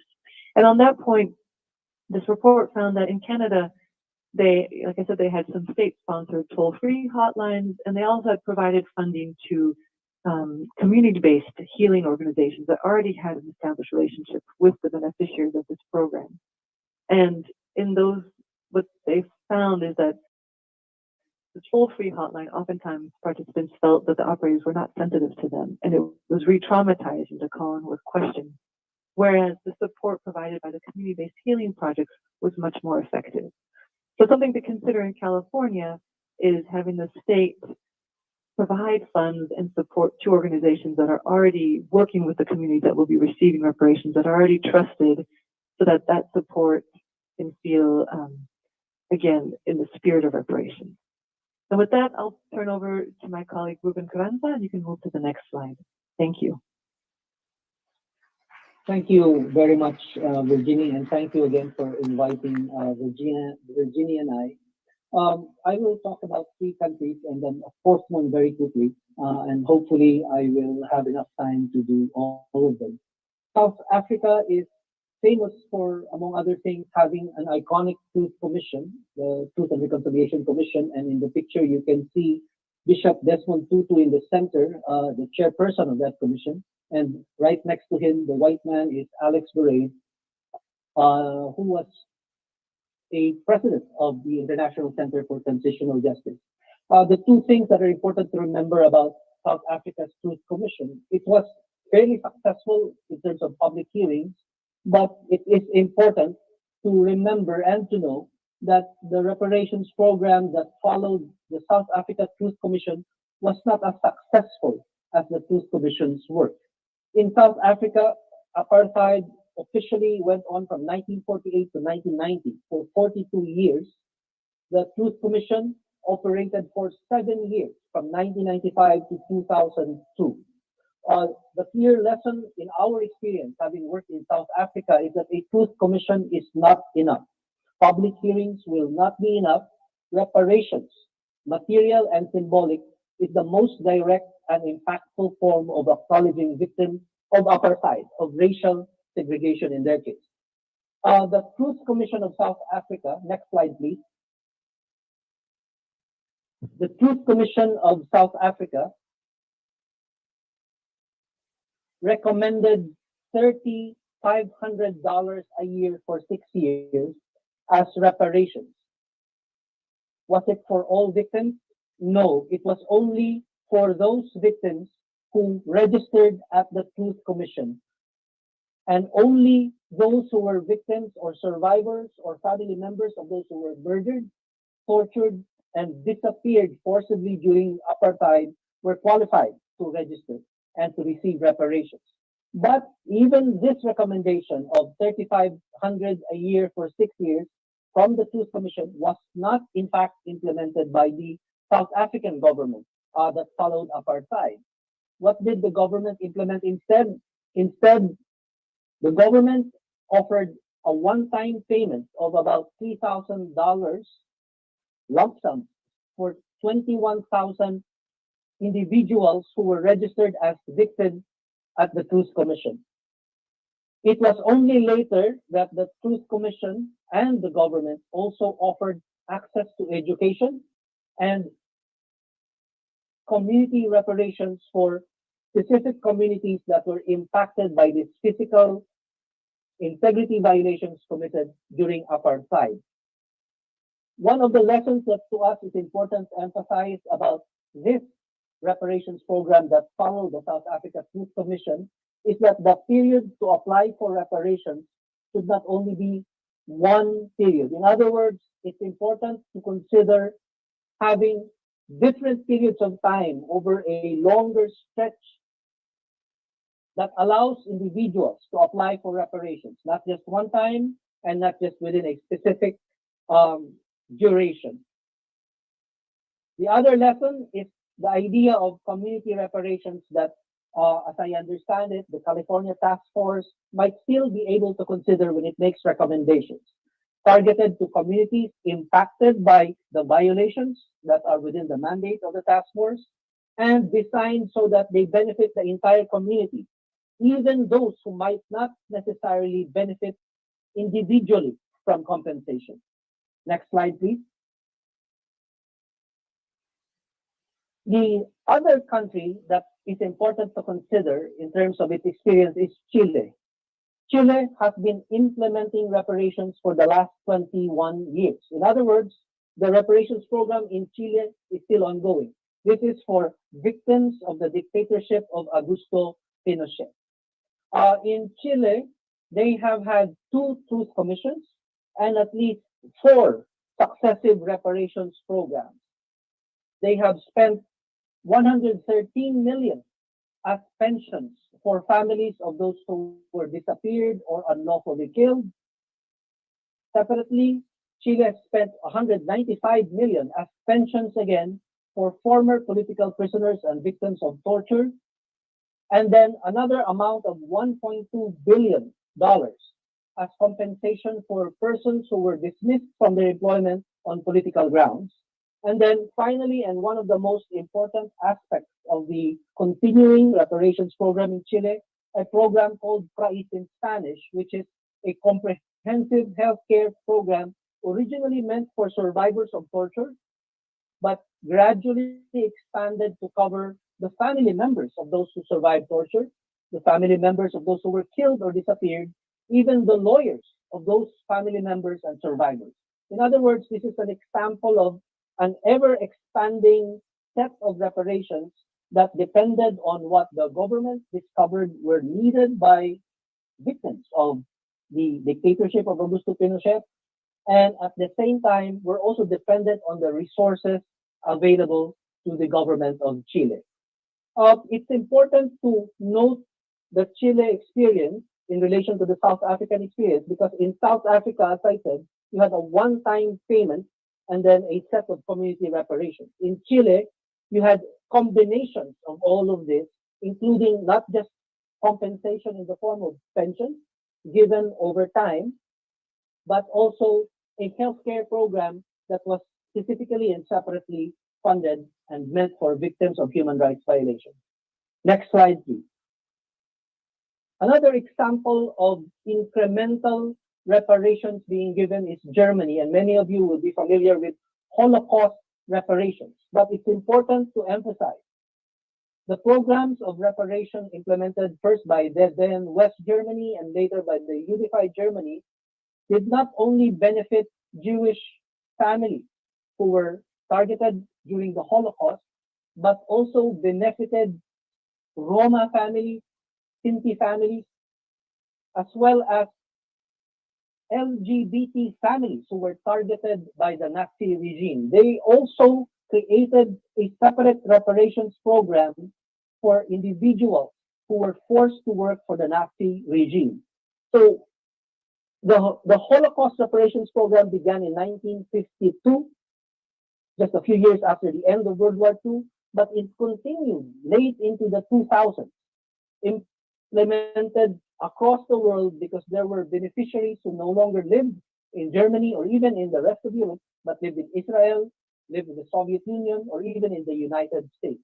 So again, an important aspect of Germany's reparations experience is that it incrementally implemented reparations for different sets of victims and different types of violations that took place during the Nazi period, during World War II.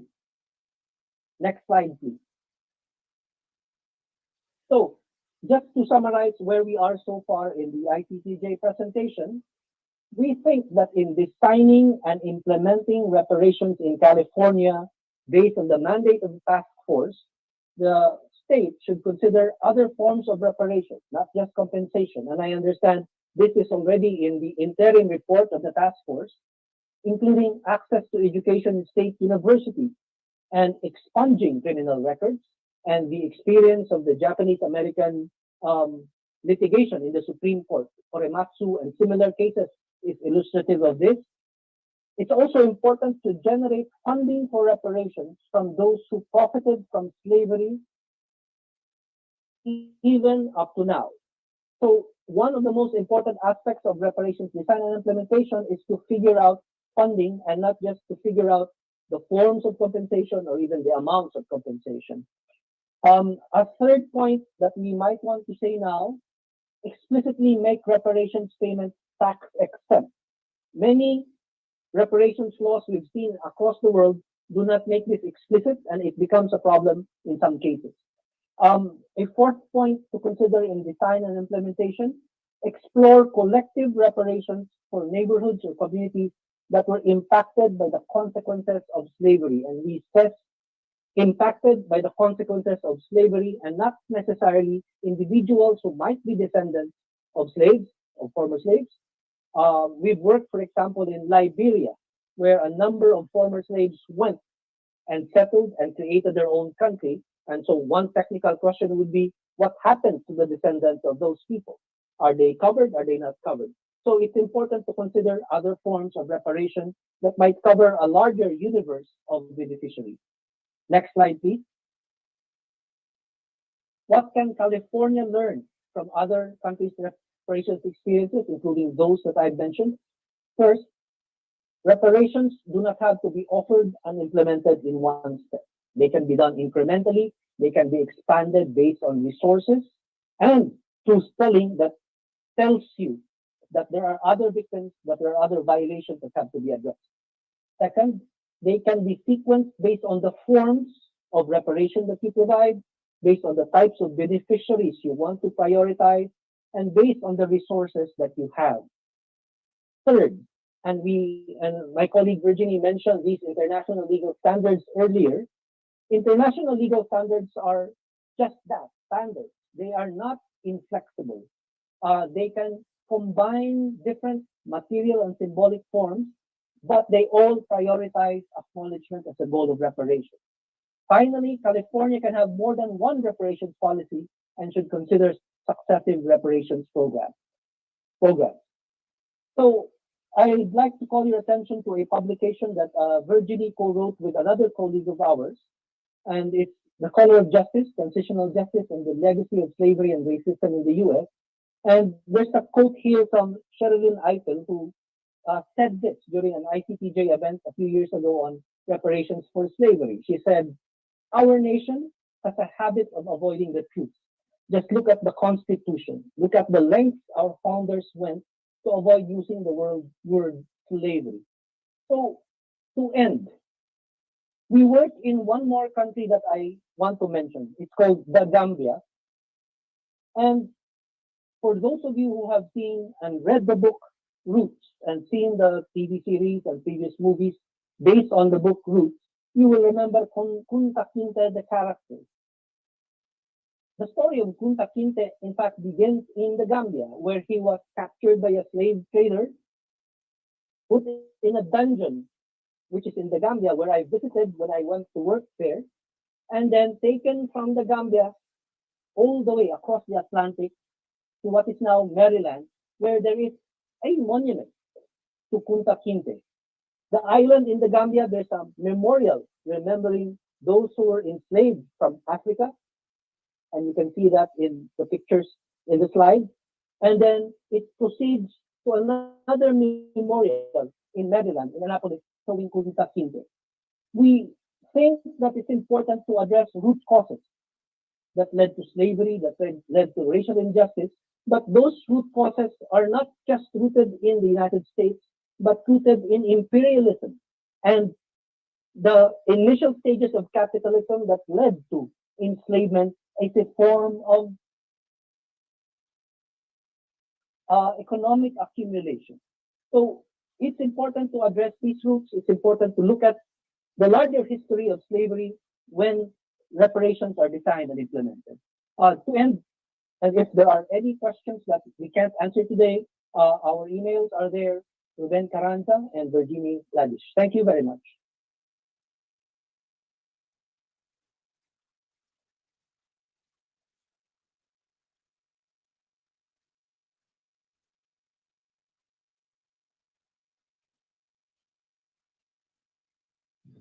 Thank you, Mr. Carranza and Ms. Lasich, for your expert testimony.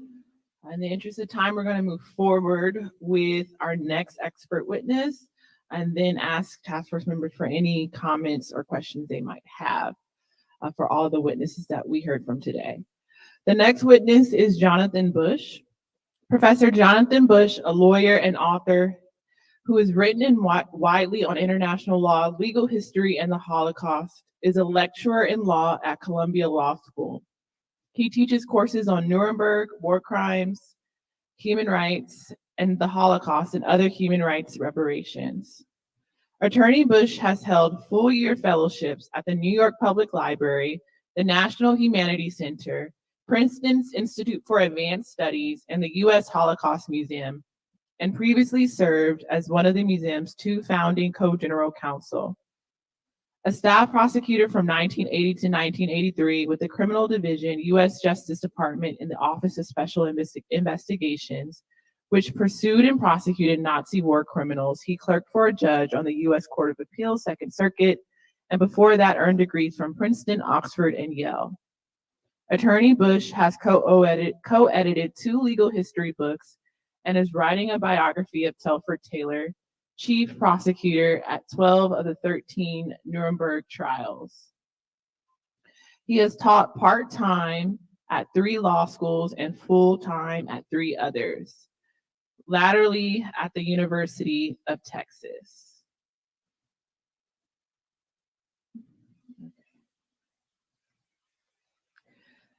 Without further ado, we'll now turn to Professor Jonathan Bush. You may begin your expert testimony when you're ready. Thank you very much. Chairman Moore, Chair Moore, can I be heard? Yes, you may be heard.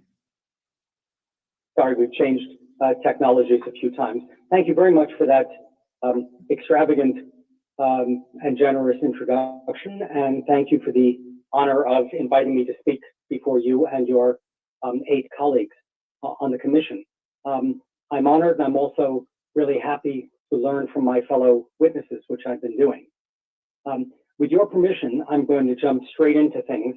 I know that this panel officially is called Examples, and the afternoon's panel is called Principles. And I'd like to tell a few stories from the international law and legal history that I work with, and some of them are examples and some of them are principles. So I'll sort of go from one to the other. I believe they're relevant. Like other speakers, I would not dare to say that this or that example is comparable or this or that solution is comparable. I do, however, think that some of the older and recent legal results might be of relevance to you, to the commission. I will cover a lot of ground lightly and therefore not give any documentation or too many details. If the commission wants, I can submit a written text with footnotes and bibliography. But let me speak now orally. Black reparations are old, long before Ta-Nehisi Coates, before Randall Robinson, before James Foreman, before the 1950s manifestos. There was Cali House. And long before that, there were Reconstruction activists and so on. In the early years of the 17th century, on which I have written in the past, there are first-generation Africans who sued for freedom dues, for wages, and for land. So this goes, reparations, not just enslavement, goes back to the very, very start of our country. These efforts fit comfortably within international law practice, which is really kind of twofold at the broadest sense. After wars and revolutions and peace treaties, there have always been what we've called reparations. Note that there's almost nothing about moral reconciliation, rehabilitation, nothing. And I'll come to that in a few minutes. This is about money and territory, or riches and territory.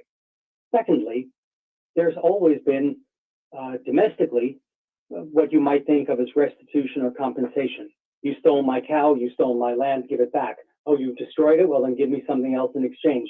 You did things along the way, I want punitive damages. But just domestic reparations of some sort. Mass disposition doesn't really fit into the latter model of private law. Usually it's done by treaty or legislation. And the large examples we know from the past, of royalists returning after the French Revolution saying, give me my riches and palaces back, or British slave owners saying, give me compensation for all that I'm being forced to free, is done by treaty or legislation, rarely by domestic litigation. And we'll come to that in a few minutes. At the end of World War II, and this is really where I want to begin, you see both kinds of reparations programs.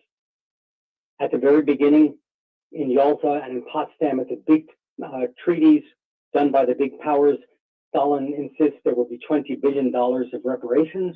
That's the term he uses. And this is back in the day when a billion was really a billion. And that process started.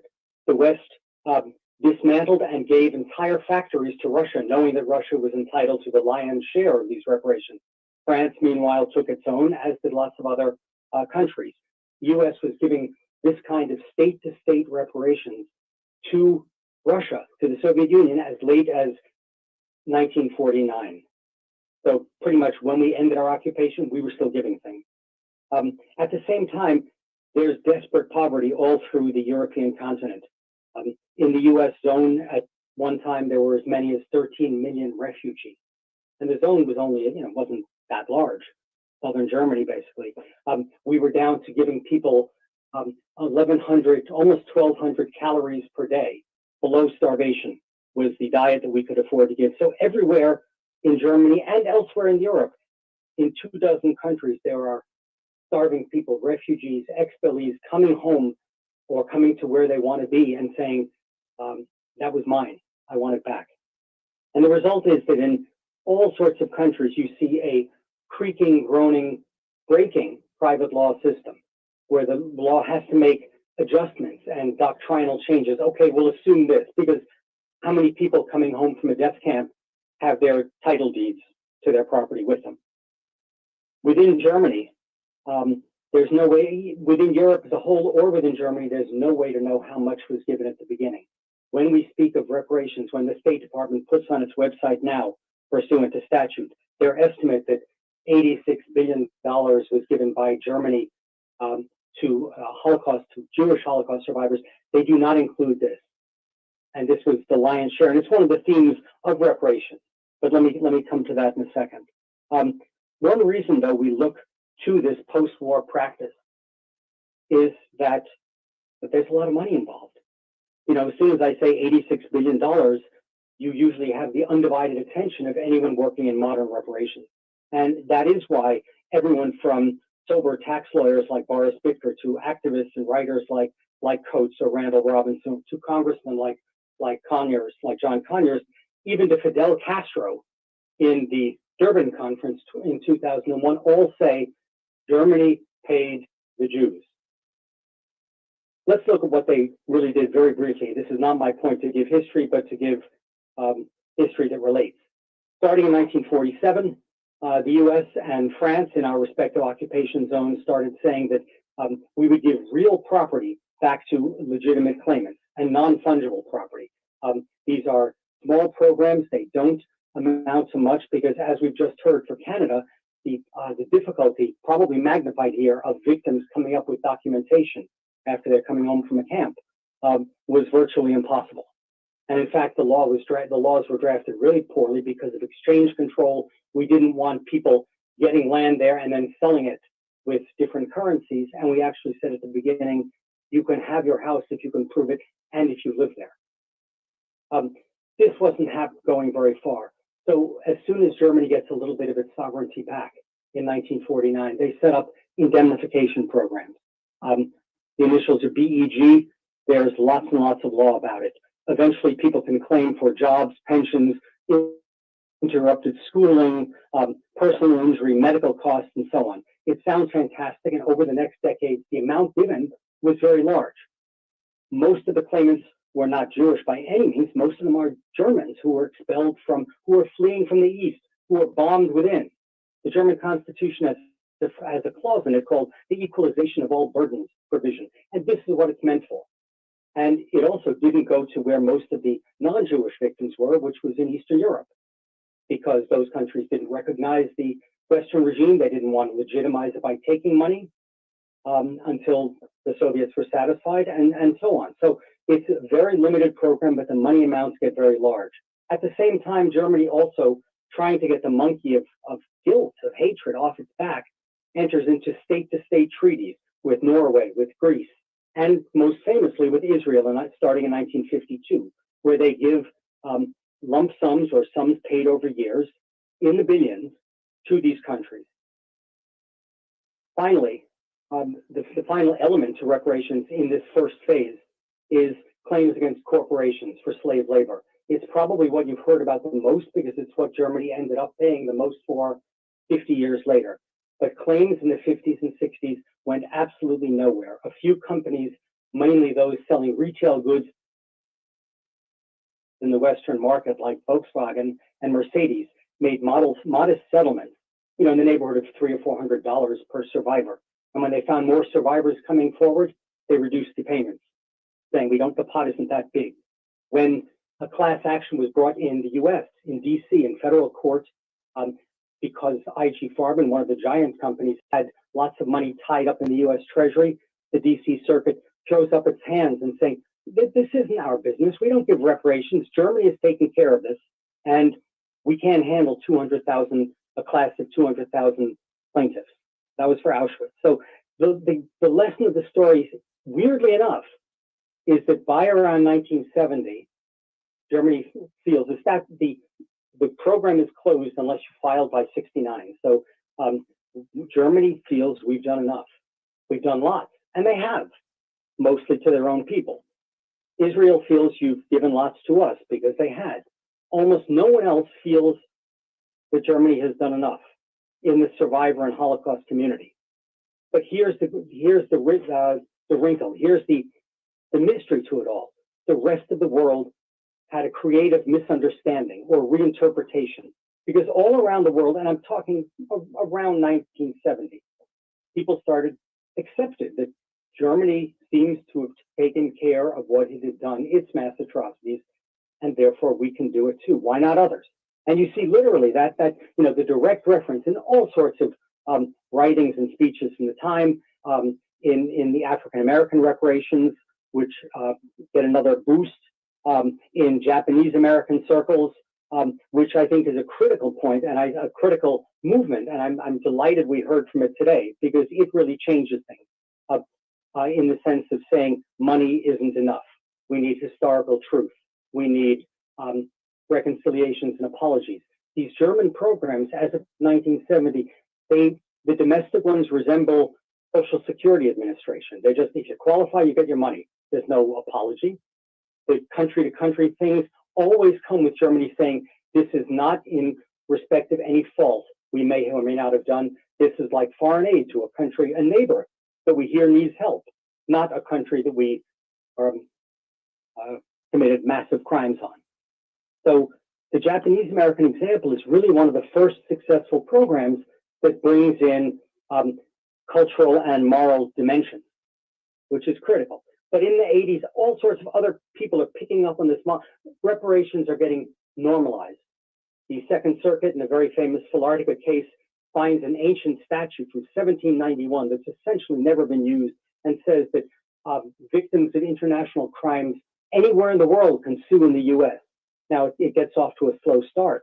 But again, if you want to see the comparison, 4 years before the Second Circuit had dismissed a reparations claim, saying this is the last one of these we want to hear, this stuff doesn't belong in US courts. So there really is something in the air, whether it's Japanese American activism, whether it's the human rights emphasis of Jimmy Carter, of the Carter administration, I don't know. But suddenly you start seeing there are 200 odd cases within a decade or so against multinationals for big money. The South African process that we've heard about starts in the 90s. All around South and Central America, there are, in effect, transitional justice post-Junta cases that we've also heard about in Chile, Argentina, Brazil, Honduras, El Salvador. The UN does it after the first Iraq-Kuwait war. There's a massive reparations fund. No talk of fault, no talk of apology, but like the earlier German cases, big money. And if you look at the UN deliberations, everybody's rhetoric is, Germany did this after World War II, why can't we do it now? And it's even true of cultural property and art. We're all at the start of an impulse to give things back. If you want, the ultimate irony is that this misunderstanding of what Germany had done comes back and gives new life to Holocaust reparations, which in the 90s, the various German statutory funds get expanded to cover things like non-survivor widows of survivors, or Kindertransport, or medical special funds for medical experimentation victims, etc. And eventually, when the Cold War ends and the Iron Curtain comes down, they tackle the last big class of uncompensated victims, which are Eastern European, mostly non-Jewish, Eastern European slave laborers who had never been able to claim until the end of the Cold War. But what an irony that Holocaust reparations really expand radically because of the way earlier Holocaust reparations had been misunderstood and expanded all around the world. And around the same time, and I'm talking now about 2000, there's Swiss bank funds, there's Italian insurance company funds, the Woman in Gold painting is given back. There's a Washington conference where every country pledges what it will do to give back looted cultural property. There seems to be another uptick in the Black reparations activism. The California Senate passes its insurance disclosure bill in 2000. The first, I believe, and everyone else, you will know better than me, I think the first call for California Reparations Commission is 2001. The first Tulsa case is brought in 2003. Ms. Farmer Pailman, whose work I greatly admire, brings her first case, I believe, in 2002, and so on. And there's an explosion of apologies as Britain apologizes to Ireland, and the popes apologize for pedophilia, and so on. Canada apologizes for its First Nation. So if all this is true by around 2000, if there's in effect a successful resolution by this misunderstanding of Holocaust reparations, why are we still fighting? What's the problem? Why doesn't the California proposal just sail through with a unanimous bill? I think there are two reasons. One is, as you'd expect, practicality, and one is politics. The practicality is, of course, lots of people don't really want to give and won't. The political will is missing. If you just want to take the easy example of art, the Soviet Union, which under the Yeltsin administration admitted that it had taken something like 300,000 major artworks and keeping them as trophy art, things that have been kept secret. More reparations for World War II, they said. Under President Putin, as you can imagine, that is no longer on the table of giving that back. Even Germany, when it discovered 300 old masters and fabulous oil paintings in the apartment of the son of a Munich art trafficker, decided that it was too complicated to find the former Jewish owners.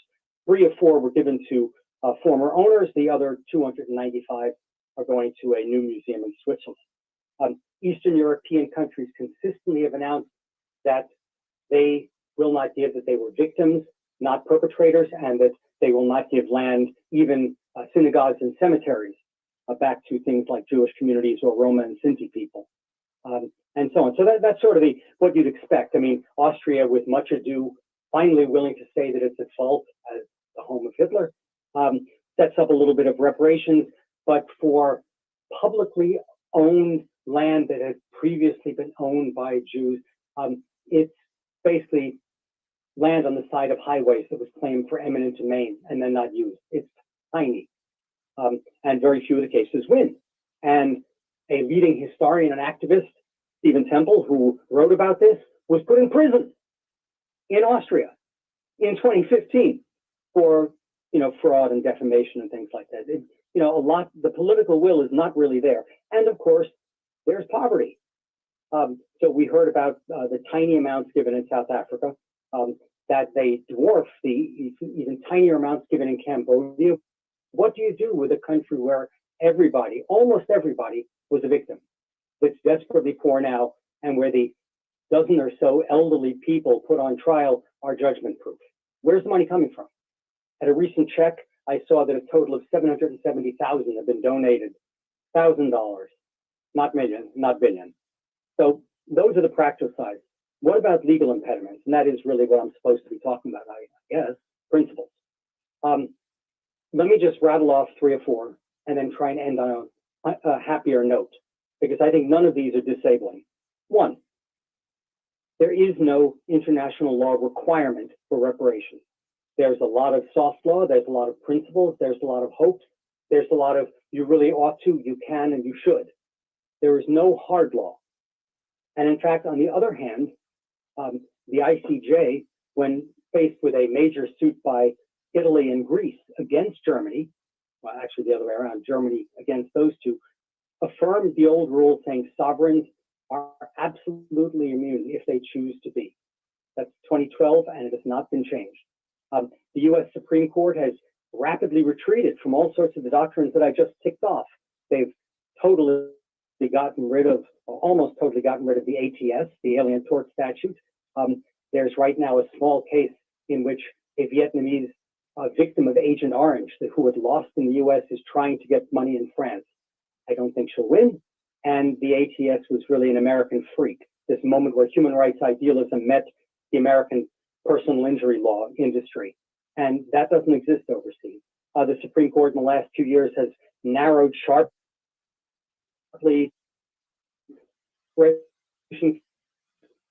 including Cutting out, Professor Bush, you're cutting out now, but in the interest of time, can you summarize and close?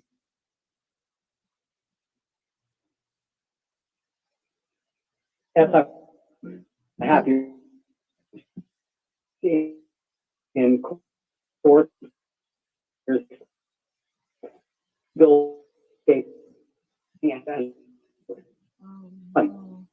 while may not be better. Professor Bush, you're cutting out. Thank you so much, Professor Bush. Is this, wait. Thank you so much, Professor Bush. Am I there? Hello? Yes, you're here. So if you can just do some quick closing Can you hear words, me? because we're having some technical difficulties, so we can't really hear you.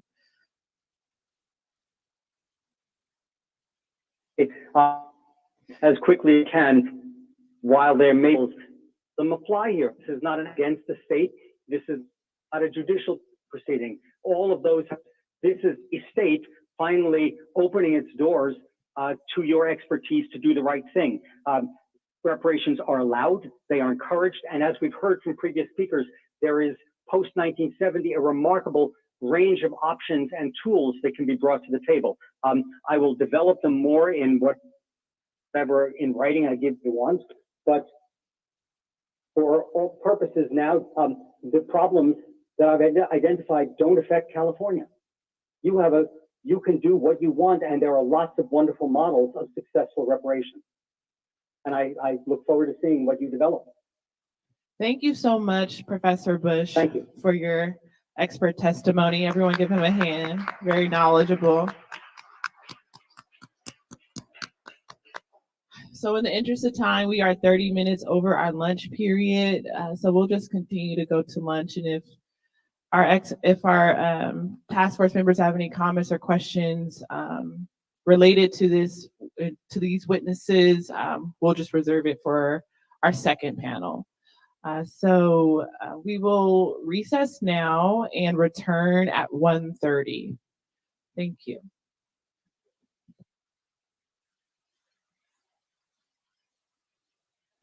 Okay, family, that's lunch. All right. Thank you guys so very, very much for hanging in here for the first half of day 2 of the California Reparations Task Force hearings. You guys should take your bathroom breaks, get your lunch, and come back. I will be setting up part 2 when I pray us out. And I would love if you guys come back and keep my chat active. Your comments are so appreciated and very, very necessary. It's a way for you guys to express yourselves. Even though you're not here in the state of California, you must understand that the nation and the world is watching. And as California goes, it is our solemn prayer that it will be robust enough to satisfy the nation of American freedmen. So just thank you immensely for tuning in to the Reparationist Perspective. Please don't fail to like, share, subscribe, turn on your notifications, check to make sure your notifications are still on. I am being shadow banned by ScrewTube, and sometimes they have the unmitigated gall to shut my channel down for at least a month at a time. But the fight must go on. I refuse to give in, up, nor out, like akin to the rest of you. And we are here to see this all the way through in the names and in the honor and in the memories of our ancestors. So thank you guys so much. I'm going to end this broadcast, but before I do, I'll put a covering over us in case you can't come back for part 2. It's my way of having peace of mind that we are protected and guided by the ancestors in this work. So yeah, for those of you who'd like the covering and would like to stick around, let me just share with you that the light of God surrounds us, the love of God enfolds us, the power of God protects us, and the presence of God watches over us. Wherever American freedmen and its allies are, God truly is, because, family, you are the face of God. Yes, you are. You are the voice of God. You are the body temple of the Spirit of the living God. If no one has told you today, do know that I love you, Black, and I love you, Freedmen Strong. Yes, I do. And until we meet again in part 2 in 1 hour, I want you to make it a beautiful, God-inspired rest of your lunch break. If you don't return, rest of your day. And yeah, I'll see you the next time around if you don't return. Until then, family, I'm bidding each and every one of us a ton of peace, love, and reparations, reparations, reparations, family. Peace. I'm out.